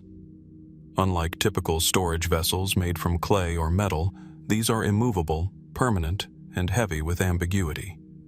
What were they for? Mainstream archaeological interpretation approaches the question cautiously, acknowledging both the evidence and its limitations. One widely discussed explanation suggests that these stone jars may have served funerary or ritual purposes. In this interpretation, they could have functioned as burial containers, ossuaries, or ceremonial installations associated with ancient mortuary practices. Similar large-scale stone or ceramic vessels are known in other parts of Eurasia, often linked to complex burial traditions where physical remains and ritual objects were treated with symbolic care. Another interpretation considers the possibility of storage or preservation functions. Though less widely accepted due to the labor-intensive nature of their construction, some scholars suggest that these vessels could have been used to store valuable substances, grain, liquids, oils, or ritual materials, particularly in contexts where long-term preservation or protection was required. Their stone construction would have provided durability against environmental conditions, though at significant cost in effort and resources. Yet neither explanation fully accounts for their distribution, scale, or consistency. Why are similar structures found across different sites, often without clear association to surrounding architectural remains? And why do some appear unfinished or isolated, with no visible connection to settlement structures or known ritual complexes? From these gaps in understanding, other interpretations emerge. Some researchers propose that the jars may belong to a broader, as yet incompletely understood cultural tradition spanning multiple phases of ancient occupation in the region. In this view, they are not isolated anomalies, but remnants of a lost technological or ritual practice, one that involved the carving of large stone vessels for purposes that combined function and symbolism in ways no longer fully recoverable. Over time, as cultural systems shifted, the meaning and use of these objects may have been forgotten, even as the physical forms remained embedded in the landscape. Another line of interpretation considers reuse across generations. In regions with long histories of continuous or overlapping settlement, earlier structures are often repurposed by later communities. A stone vessel originally intended for one function may later be integrated into different ritual or practical contexts, its original purpose gradually obscured by successive layers of cultural adaptation. This raises an important question. Are we observing a single tradition or multiple overlapping uses of the same form across time? There are also more speculative perspectives discussed in broader interpretive circles. Some suggest that the jars may have held ritual or cosmological significance, possibly linked to ancient belief systems that integrated landscape features, seasonal cycles, or symbolic representations of containment and transformation. While there is no direct written record confirming such interpretations, their monumental scale invites questions about meaning beyond utility alone. In other speculative readings, the jars are sometimes considered part of a lost or fragmented ritual landscape, where stone objects, alignments, and natural formations work together within systems of meaning that have not yet been fully reconstructed. In this view, the jars are not isolated artifacts, but fragments of a wider cultural grammar that has largely disappeared. Still, these ideas remain interpretive, not confirmed conclusions. What makes the stone jars particularly compelling is their resistance to simple classification. They are too large to be ordinary containers, too carefully shaped to be accidental formations, and too widely scattered to belong to a single, easily defined function. They sit at the boundary between utility and symbolism, between archaeology and uncertainty. Standing near one of these stone jars today, the scale becomes immediately apparent. The smooth interior surfaces, the rounded edges shaped by ancient tools, the way the object seems both embedded in the earth and separated from it, all contribute to a sense that its original purpose is only partially accessible through modern interpretation. And in that gap between observation and understanding, the mystery persists. So, what is the unknown purpose of the giant stone jars of Azerbaijan? Were they funerary vessels, storage installations, ritual objects, or markers of an ancient cultural system that has not yet been fully reconstructed? Or do they represent something more complex, a convergence of multiple uses across time, shaped by societies whose meanings have not survived in written form. And if these stone forms are fragments of a larger unseen system of thought, what other elements of that system might still lie beneath the surface, unrecognized, unexcavated, and waiting for the context that would allow them to speak again? From the ambiguous purpose of the giant stone jars in Azerbaijan, where function and symbolism seem carved into silence, the narrative now returns once more to the eastern shores of Africa. Back to Kilwa, Kisiwani, where coral stone ruins still rise above the Indian Ocean, and where trade once flowed through one of the most influential Swahili city-states of the medieval world. But this time, the focus is not on architecture or commerce. It is on what was buried beneath it. Among Kilwa's archaeological discoveries are coin hoards, clusters of buried currency found in ceramic containers, structural voids, and concealed ground deposits. These hoards contain a remarkable mixture of coins, locally minted pieces alongside foreign currency from Persia, India, Arabia, and even distant China. They reflect Kilwa's deep integration into Indian Ocean trade networks between roughly the 10th and 16th centuries AD. But in several excavation sites, something unexpected appears alongside or near these buried coin deposits: human remains.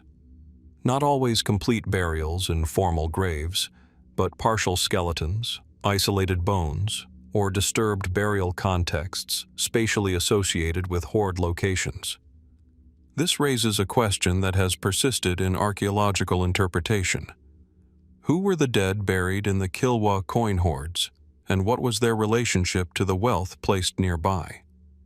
Mainstream archaeological interpretation approaches this carefully, grounded in contextual evidence and cultural practices of the Swahili coast. One widely accepted explanation suggests that some coin hoards were deliberately buried during periods of instability, political uncertainty, economic disruption, or external threat. In such situations, wealth may have been concealed for protection, often by individuals or households who intended to recover it later. If those individuals did not survive to retrieve their hidden wealth, it is possible that their remains ended up near or above these deposits through later burial activity, erosion, or structural overlap within densely used urban spaces. In this interpretation, the association between coins and human remains is not necessarily intentional, but the result of layered occupation over time. Another explanation considers the possibility of household or familial proximity. In pre-modern urban environments like Kilwa, burial spaces were often closely integrated with living spaces. Homes, courtyards, and burial sites could exist within overlapping spatial zones. In such contexts, it is not impossible that members of a household were buried near places where wealth had been stored or concealed, reflecting continuity between life, death, and economic identity. Yet these explanations do not resolve all aspects of the pattern. In some cases, coin hoards appear deliberately placed in concealed architectural features, beneath floors, within walls, or under thresholds.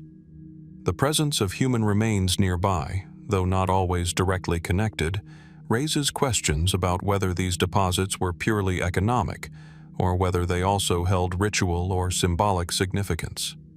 From this uncertainty, alternative interpretations emerge.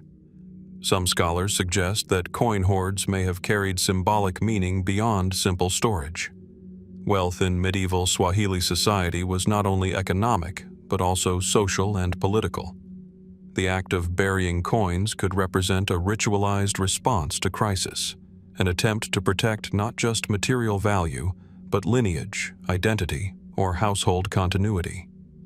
In such a framework, burial of wealth and burial of individuals may occasionally intersect in ways that reflect broader cultural practices surrounding death and transition.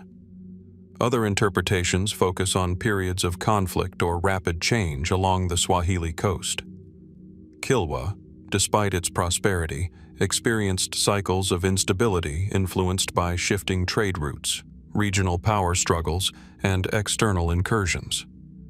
In such conditions, hurried concealment of wealth may have occurred alongside loss of life, resulting in archaeological overlap that appears more structured than it originally was.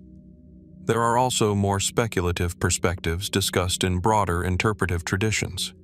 Some propose that certain hoards may have been part of controlled redistribution systems managed by elite households or merchant networks. In this view, wealth could be temporarily hidden, moved, or reallocated as part of economic strategy.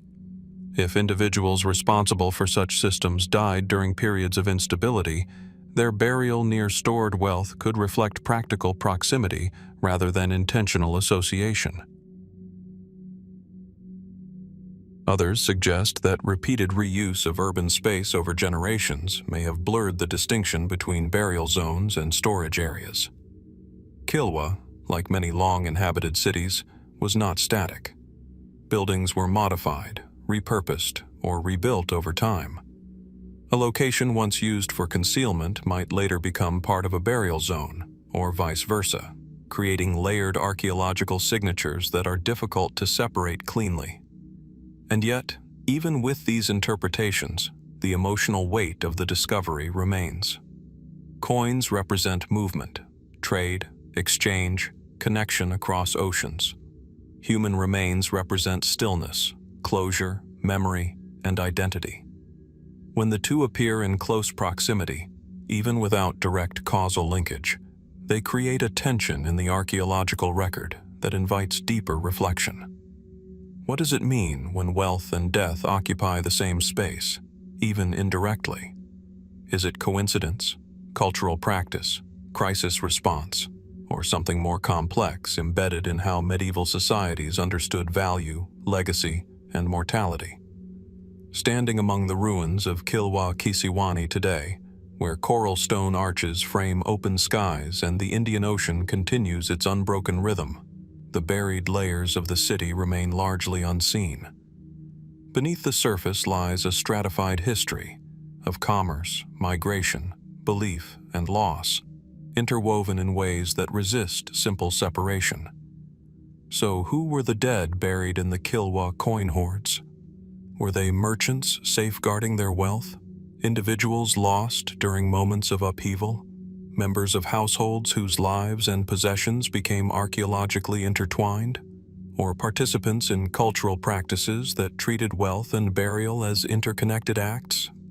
Or does the answer lie not in a single explanation, but in the overlapping realities of a city where life, trade, and death were never fully separate? Only different layers of the same unfolding history, still partially buried beneath time. From the quiet tension of Kilwa Kisiwani, where buried coin hoards and nearby human remains blur the line between economy, survival, and memory, the narrative shifts once more. It leaves behind the humid coastline of East Africa and moves across vast distances to the arid interiors of the Arabian Peninsula. Here, where sand dominates horizon and wind reshapes the land daily, lies one of the most visually striking remnants of human abandonment, the ghostly remains of settlements near Al-Madam in the United Arab Emirates. But to understand the mystery fully, it is not enough to look at the abandoned village itself. One must look further back, beneath it, before it, into earlier layers of settlement scattered across the desert fringe. These are the predecessor communities, small, often semi-nomadic or agrarian settlements that once existed along shifting desert routes, long before modern infrastructure stabilized the region. Archaeological and historical research suggests that these earlier settlements were part of a fragile but persistent pattern of habitation across the desert margins. Life here depended on water sources that were unpredictable and seasonal, on trade routes that shifted with political and environmental change, and on survival strategies finely tuned to an unforgiving landscape. Small clusters of dwellings, wells, and temporary structures would rise and fall in response to ecological and economic pressures. And then, at some point, many of these settlements were simply left behind, not destroyed in a single known event, not recorded in dramatic conquest narratives, but gradually, and then suddenly, absent from continued occupation. What caused this abandonment? Mainstream historical interpretation begins with environmental and economic explanations. One widely accepted view suggests that gradual changes in water availability played a central role. In desert environments, even minor shifts in groundwater levels or rainfall patterns can determine whether a settlement remains viable. Wells may have dried.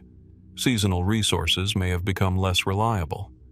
Over time, communities would have been forced to relocate closer to more stable water sources. Another explanation focuses on shifting trade routes. For centuries, inland desert settlements in the Arabian Peninsula were connected to wider regional networks of trade, linking coastal ports, inland caravan routes, and agricultural zones. As maritime trade increased in importance and transportation patterns evolved, some inland routes may have lost relevance.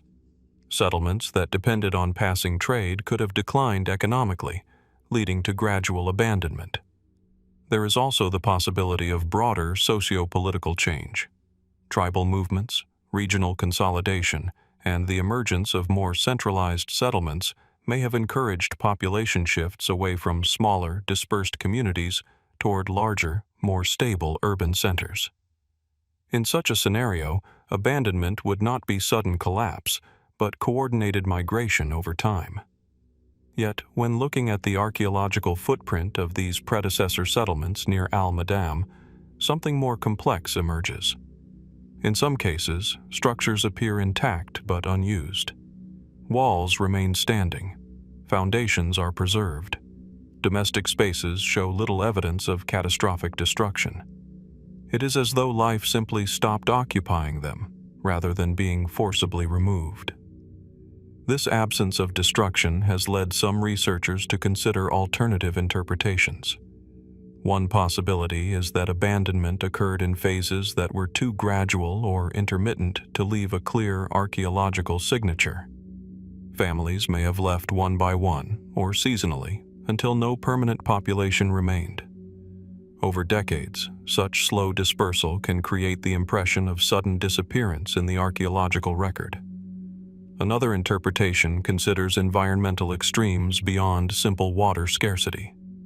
Desert ecosystems can shift in unpredictable ways. Sand encroachment, changing wind patterns, or prolonged drought cycles could make previously habitable areas increasingly difficult to sustain. In such conditions, relocation becomes not just preferable, but necessary for survival. There are also more speculative perspectives occasionally discussed in broader interpretive traditions. Some suggest that certain settlements may have held cultural or ritual significance tied to landscape conditions that are no longer visible today. In this view, abandonment might reflect not only practical necessity, but shifts in belief systems that changed how space itself was understood and occupied. Others propose that regional transformations in settlement hierarchy may have played a role. As more stable towns and emerging urban centers developed, smaller desert communities may have been absorbed into larger population networks, their original locations gradually losing function without any single moment of departure. What makes the predecessor settlements near Al-Madam particularly intriguing is the way their traces persist without clear narrative closure. There is no singular event of destruction, no widely recorded catastrophe, no definitive moment when occupation ended. Instead, there is a gradual thinning of presence, structures without inhabitants, spaces without continuity. Standing in the desert today, where modern roads cut across ancient sands and contemporary development rises near abandoned structures, the contrast becomes striking. The desert does not erase quickly. It preserves outlines long after purpose has faded. Walls remain. Rooms remain. But life does not. And so the question lingers. Were these settlements abandoned due to environmental necessity, economic realignment, and gradual migration patterns that left behind only architectural remnants? Or do they represent something more complex? A combination of slow environmental pressure, shifting cultural priorities, and regional transformation that unfolded over generations without a single defining moment? And if so, how many other desert settlements across the Arabian Peninsula share the same silent pattern, structures waiting to be fully understood, their stories not lost in catastrophe, but dispersed through time until only their outlines remain in the sand? From the wind-swept silence of the Arabian deserts, where abandoned settlements near Al-Madam stand as faint architectural memories in shifting sand, the narrative moves once more, this time toward the mountainous edges of the eastern Mediterranean world. The terrain changes, as do the echoes of history. Stone replaces sand, fortresses replace scattered dwellings, and among them lies the fading memory of a kingdom that once stood at the crossroads of empires, the Armenian kingdom of Cilicia. Between the 11th and 14th centuries AD, Cilician Armenia emerged along the southeastern coast of Anatolia, in what is now modern-day Turkey. It was a Christian kingdom surrounded by powerful neighbors, the Byzantine remnants, the rising Mamluk Sultanate, and shifting Crusader states. Despite its precarious position, Cilicia became a center of diplomacy, trade, and cultural synthesis, linking Europe and the Near East. At the heart of its monarchy stood a symbol of legitimacy and continuity, the royal crown of its last ruling king, often associated with King Leo VI, the final monarch of the independent Armenian kingdom of Cilicia, before its collapse in 1375 AD. And yet, this crown, once a physical embodiment of sovereignty, has never been conclusively recovered. What happened to it? Mainstream historical interpretation begins with the fall of Cilicia itself. In 1375 AD, Mamluk forces captured the capital, Sis, modern-day Kozan. The kingdom collapsed after years of military pressure, political fragmentation, and diminishing external support. During such upheavals, royal regalia, including crowns, seals, and ceremonial objects, were often seized, destroyed, or dispersed as spoils of conquest. One widely accepted explanation suggests that the crown may have been taken to Cairo or other Mamluk centers as a symbol of victory. In medieval warfare, capturing royal insignia was not only material gain, but also symbolic domination, marking the end of a political entity. If this occurred, the crown may have been melted down, repurposed, or stored within imperial treasuries that no longer exist in identifiable form today. Another possibility is that the crown was hidden during the final collapse of the kingdom. Historical accounts describe chaotic conditions in the final years of Cilician resistance, with aristocratic families and clergy fleeing toward Cyprus and Europe. In such circumstances, valuable regalia could have been concealed in monasteries, mountain fortresses, or transported secretly by surviving members of the royal court. Some Armenian monastic traditions preserve fragmented references to sacred royal objects being safeguarded during periods of invasion.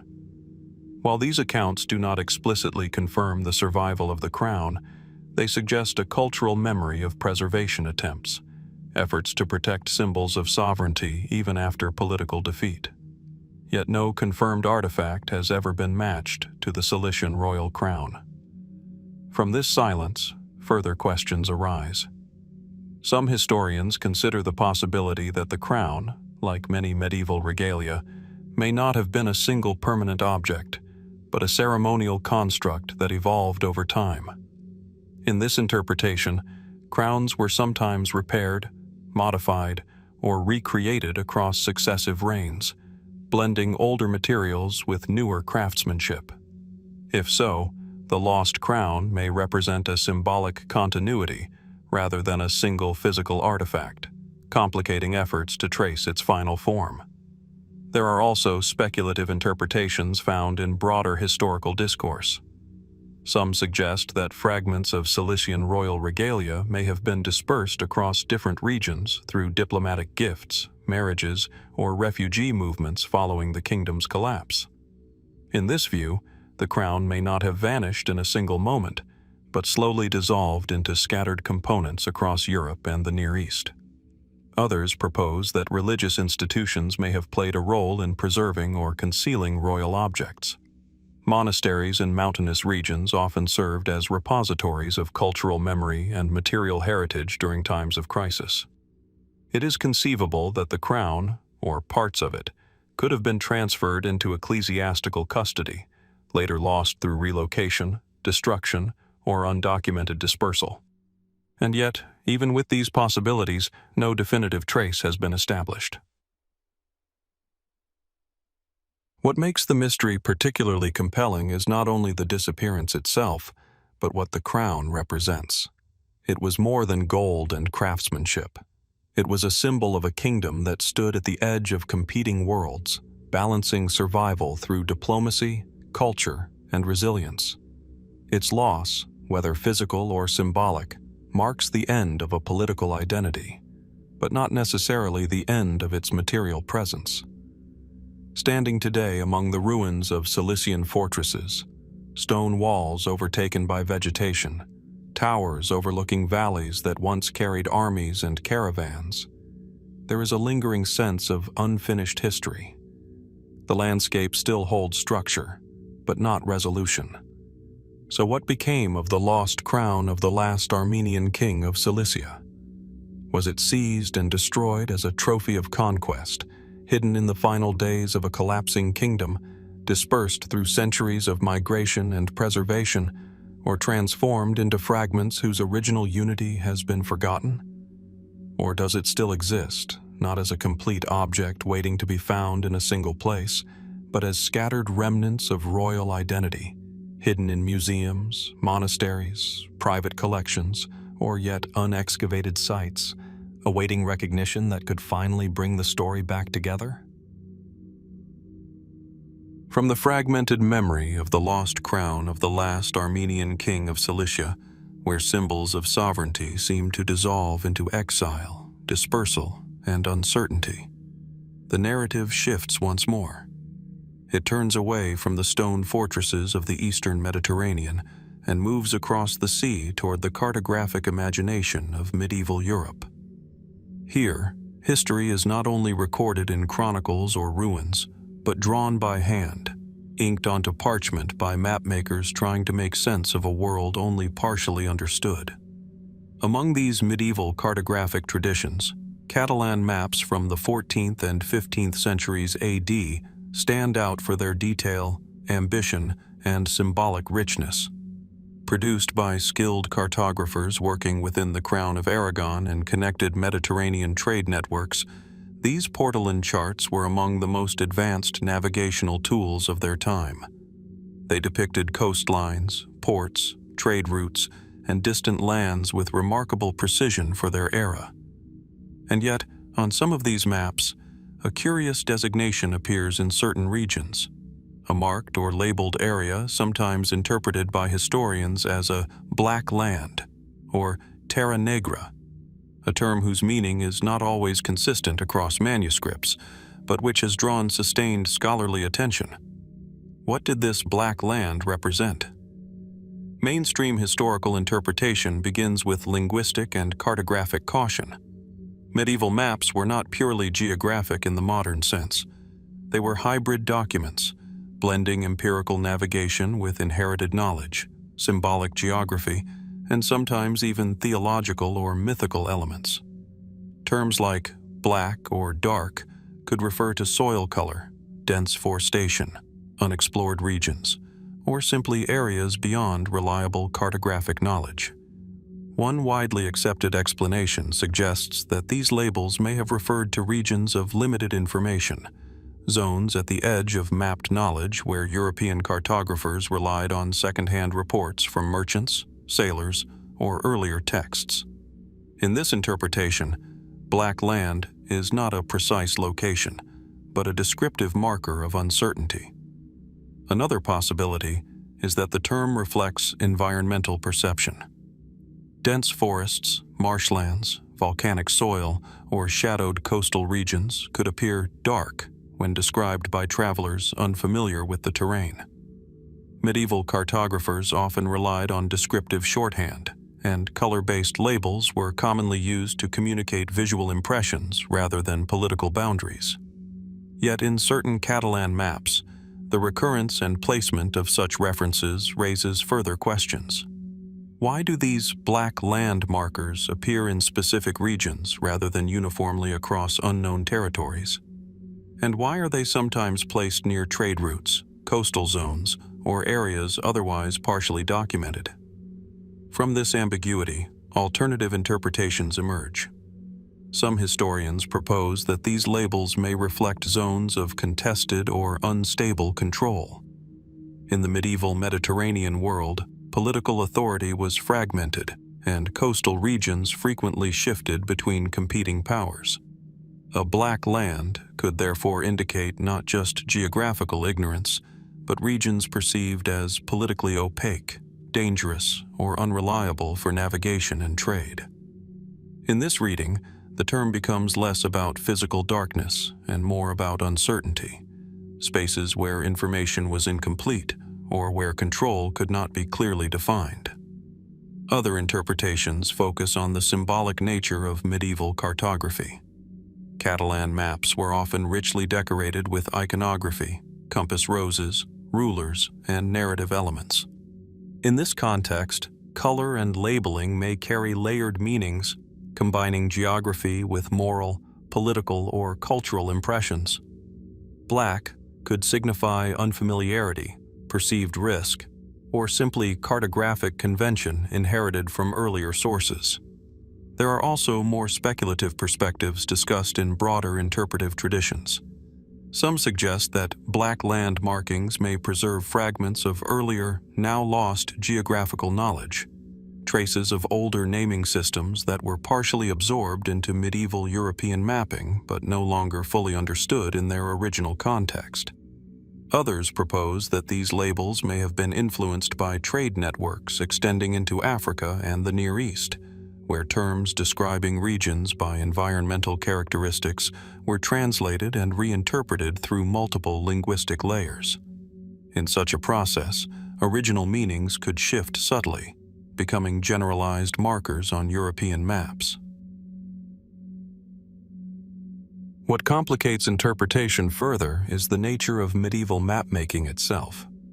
These charts were not static scientific documents but evolving tools, updated, copied, and modified across generations. A single term could change meaning over time as it passed through different scribal traditions, political contexts, and geographical understandings. And so, the Black Land remains difficult to pin down as a single fixed concept. Standing before these Catalan maps today, preserved in archives and libraries, their inked coastlines still remarkably legible after centuries, one is reminded that medieval geography was not just about space, but about perception. What was known, what was uncertain, and what was imagined often existed side by side on the same parchment. So what was the Black Land that appears on Catalan medieval maps? Was it a reference to dense forests, unfamiliar territories, or regions beyond reliable navigation? Was it a political marker indicating instability or fragmented control? Or does it preserve a deeper trace of lost geographical knowledge, altered through translation and time until its original meaning can no longer be fully recovered? And if medieval maps still contain such ambiguous regions, spaces marked by uncertainty rather than detail, what other parts of the world, drawn or undrawn, might still exist today in forms we have not yet learned how to fully interpret? From the ambiguous inked regions marked as Black Land on Catalan medieval maps, where geography and uncertainty merge into symbolic language, the narrative now shifts northward once more. It moves away from parchment representations of the world and into the physical soil of medieval Europe, where history is not drawn, but buried. In the Hanseatic city of Lübeck, located along the Baltic coast of northern Germany, medieval prosperity once depended on maritime trade, guild networks, and the powerful commercial alliance known as the Hanseatic League. Between the 12th and 15th centuries AD, Lübeck was a thriving port city, its brick Gothic architecture reflecting both wealth and strategic importance in northern European trade. But beneath its cobbled streets and reconstructed medieval facades, archaeologists have uncovered something far more unsettling: large mass graves containing unidentified human remains.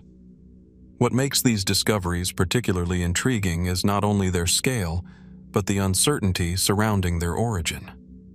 In several excavation sites within and around medieval Lübeck, clusters of skeletal remains have been found buried in non-individualized contexts, multiple bodies interred together, sometimes with minimal or no accompanying grave goods. The positioning of the bodies varies. Some appear hastily placed, others more orderly, but most lack clear markers of identity, social status, or recorded cause of death.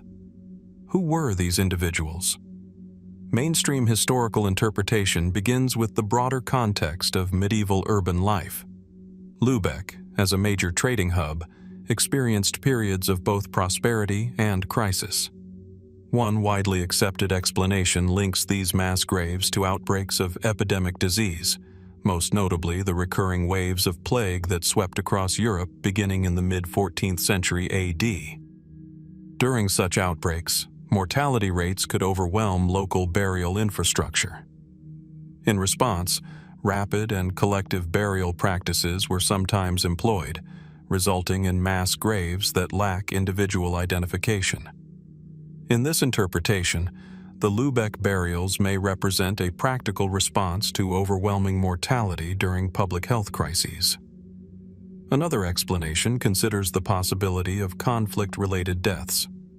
As a strategically important city within the Hanseatic League, Lübeck was not immune to regional wars, internal unrest, or external raids.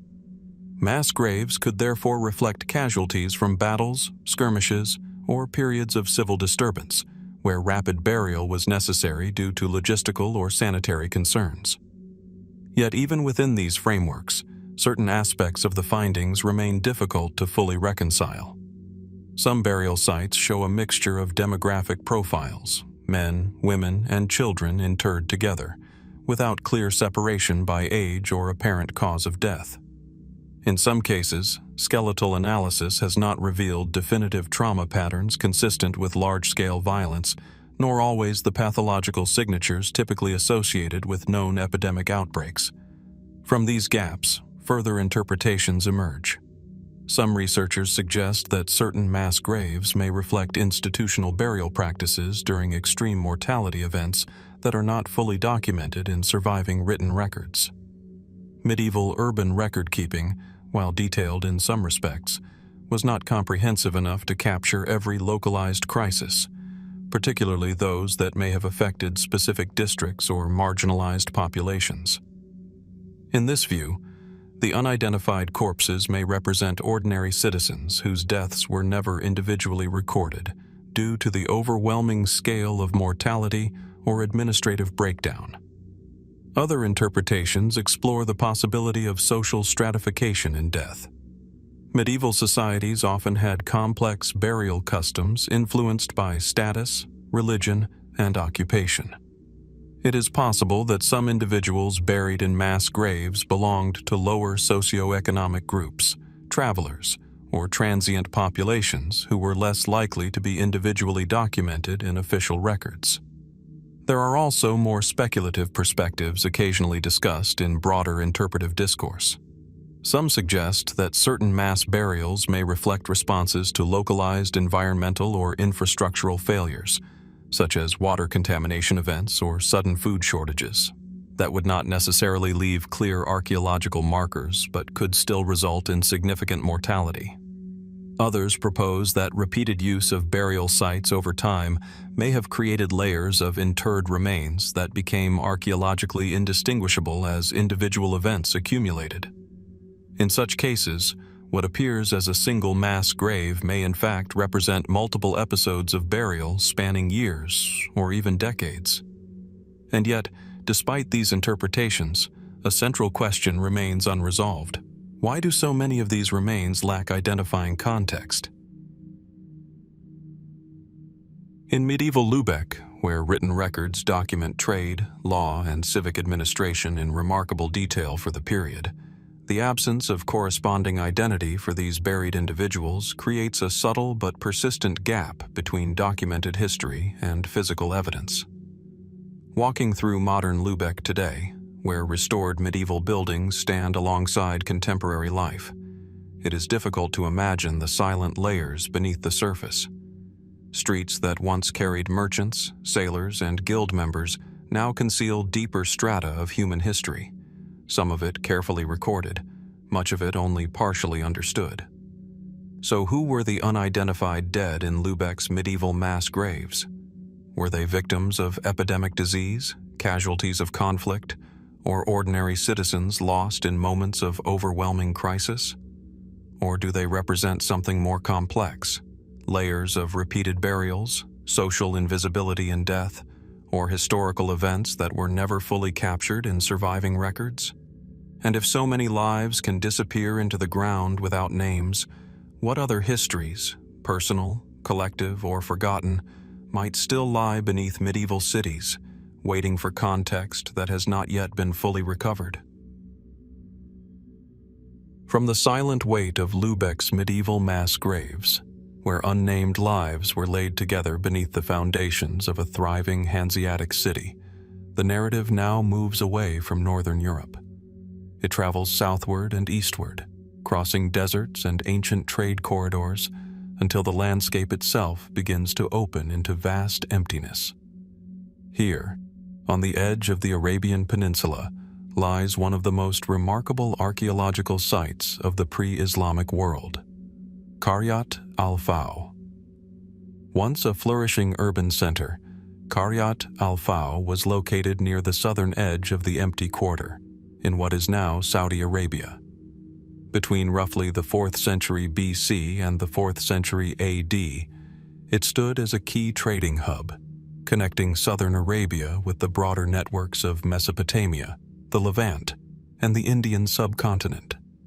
Caravans passed through its markets. Inscriptions recorded its language and culture. Houses, temples, and marketplaces formed a structured urban environment in the midst of an otherwise harsh desert frontier. And then, at some point, the city was abandoned. Not destroyed in a clearly documented invasion, not erased in a single recorded catastrophe, but gradually emptied until its final inhabitants were gone, leaving behind streets, dwellings, and inscriptions preserved by sand. What happened to them? Mainstream archaeological interpretation begins with environmental and economic context. One widely accepted explanation suggests that shifts in trade routes played a central role. Qaryat al-Faw depended on caravan networks that transported incense, spices, textiles, and luxury goods across Arabia. As maritime trade expanded and new coastal routes gained dominance, inland desert cities like Qaryat al-Faw may have gradually lost their economic relevance.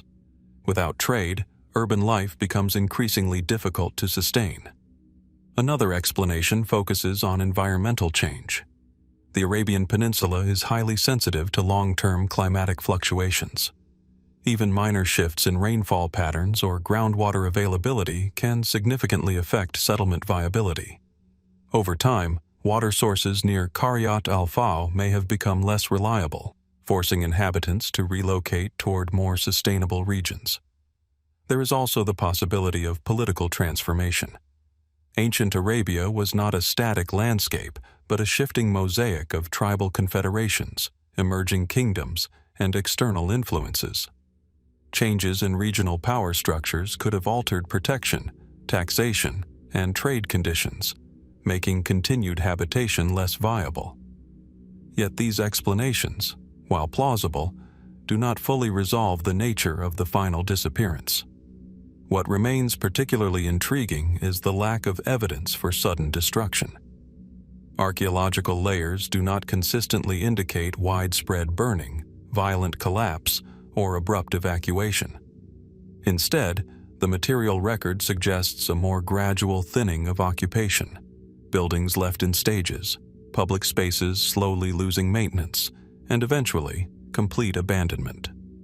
From this gradual disappearance emerges a deeper question. Where did the final inhabitants go? Some interpretations suggest orderly migration. As environmental and economic conditions shifted, populations may have relocated collectively to more favorable regions. In this view, Qaryat al-Faw was not lost in catastrophe, but absorbed into broader patterns of regional movement, its people continuing their lives elsewhere while the city itself was left behind. Other interpretations consider the possibility of fragmentation rather than unified departure. Different social groups, traders, artisans, agricultural workers, may have left at different times, following separate opportunities or constraints. Over decades, such staggered departures would create the impression of a silent, unified abandonment. There are also more speculative perspectives occasionally discussed in broader interpretive traditions. Some suggest that certain desert cities may have experienced sudden economic collapse triggered by disruptions in long-distance trade networks that are not fully documented in surviving records. In such scenarios, a city could decline rapidly once its external connections weakened beyond recovery. Others propose that Qaryat al-Faw may have retained symbolic or ritual significance even after its physical abandonment. Structures could have been left intact intentionally, either due to cultural respect, perceived sanctity, or practical inability to dismantle large architectural features in a desert environment. What complicates interpretation further is the preservation of the site itself. Unlike many abandoned cities that were later built over or continuously occupied, Qaryat al-Faw was largely left undisturbed. The desert preserved it in a suspended state, buildings, inscriptions, and artifacts remaining in place as though the moment of departure had never fully concluded. Walking through its remains today, where walls still trace the outlines of former homes and inscriptions remain etched into stone, one encounters a city that feels paused rather than erased. The silence is not empty. It is structured. It still carries the shape of human presence, even if that presence is gone. So what became of the final inhabitants of Qaryat al-Faw? Were they gradually drawn away by shifting trade networks, environmental pressures, and regional change? Did they leave in stages, dispersing into surrounding regions as conditions evolved? Or was their departure shaped by a combination of factors, economic, ecological, and social, that unfolded slowly enough to leave no single moment of departure behind? And if entire cities can fade not through destruction, but through gradual absence, what other ancient settlements across the desert still hold similar silence? Structures waiting for their final human chapter to be fully understood. From the silent ruins of Qaryat al-Faw, where entire generations seem to have faded gradually into the desert, rather than vanished in a single moment, the narrative now turns westward and northward once more. It moves away from still preserved cities and into something far more elusive: movement itself. Not a place left behind, but a journey that never clearly reached its destination. In the early 13th century AD, European chronicles begin to mention a deeply unsettling episode known later as the Children's Crusade. Unlike the major crusades led by kings, nobles, and armies, this movement is described in fragmented and often contradictory accounts as a wave of mass enthusiasm involving thousands of young people, children, adolescents, and impoverished followers, who believed they could peacefully reclaim sacred territories through faith alone. The historical record is inconsistent. Some sources describe a shepherd boy in France inspiring a following through visions or divine messages. Others mention a boy in the German regions who gathered followers with promises of a miraculous passage to distant lands. What is consistent, however, is the idea of large groups of young pilgrims setting out on foot, crossing vast distances with limited resources, driven by conviction rather than military structure. And then, their trail becomes uncertain. What happened to them? Mainstream historical interpretation begins with fragmentation and logistical failure. One widely accepted explanation suggests that these groups were never a unified movement, but rather multiple independent migrations that later became merged in memory and storytelling. As they traveled, many participants likely faced exhaustion, starvation, disease, and dispersal. Without organized leadership or supply chains, large portions of these groups would have been unable to sustain long-distance travel. Some chronicles suggest that certain groups reached Mediterranean ports, where they encountered merchants and ship captains. In some accounts, they were promised passage to distant destinations, but instead were redirected or exploited. Medieval maritime records hint at instances where inexperienced or vulnerable travelers were transported under unclear agreements, sometimes never reaching their intended destinations as envisioned. Another explanation considers the possibility that many participants simply turned back, settled along the way, or were absorbed into local populations across Europe. In a time of limited record-keeping for non-elite individuals, especially children and impoverished travelers, their later lives would have gone undocumented. Yet the emotional weight of the story persists precisely because of what is not clearly recorded. Large numbers of young pilgrims are described as departing with purpose, but only fragmented traces of their return, survival, or fate exist in surviving documents. The absence of continuous records creates a space where history becomes uncertain, and uncertainty becomes narrative. From this gap, more complex interpretations emerge. Some historians suggest that the Children's Crusade may not have been a single coordinated event at all, but rather a conflation of multiple social phenomena, waves of pilgrimage, famine migration, and religious movements involving youth and marginalized communities during a period of intense spiritual and economic pressure in medieval Europe. In this reading, the idea of vanishing pilgrims reflects not disappearance, but documentation failure, where only dramatic or moralized versions of events were preserved in later chronicles. Other interpretations consider the role of maritime trade networks. Mediterranean ports during the medieval period were hubs of intense commercial activity, including legitimate pilgrimage transport as well as exploitative practices. It is possible that some groups were dispersed through these systems in ways that left little trace in surviving administrative records, especially if their journeys ended far from their points of origin. There are also more speculative traditions preserved in later retellings. Some accounts, written long after the events, suggest that portions of these groups may have reached distant regions through unrecorded maritime voyages, their destinations absorbed into legend rather than formal history. These narratives, however, are deeply uncertain and often shaped by later cultural imagination rather than contemporary evidence. What remains consistent across interpretations is the absence of closure. There is no definitive record of a single destination, no comprehensive list of survivors, no clear endpoint that fully accounts for the scale described in early accounts. Instead, there is fragmentation, scattered references, partial records, and evolving retellings that shift over time. Standing in the landscapes of medieval Europe today, where pilgrimage routes once connected towns, monasteries, and ports, it is possible to trace the physical paths these groups may have followed. But tracing their final fate is far more difficult. The roads remain. The destinations remain. The travelers do not. So, what became of the pilgrims of the Children's Crusade? Were they dispersed by hardship and absorbed into the fabric of medieval society, their journeys ending quietly in villages and cities that never recorded their arrival? Were some redirected through maritime networks, their stories lost in the complexity of medieval trade and transport? Or does the truth lie somewhere between history and legend, where migration, memory, and myth overlap so completely that separation is no longer possible?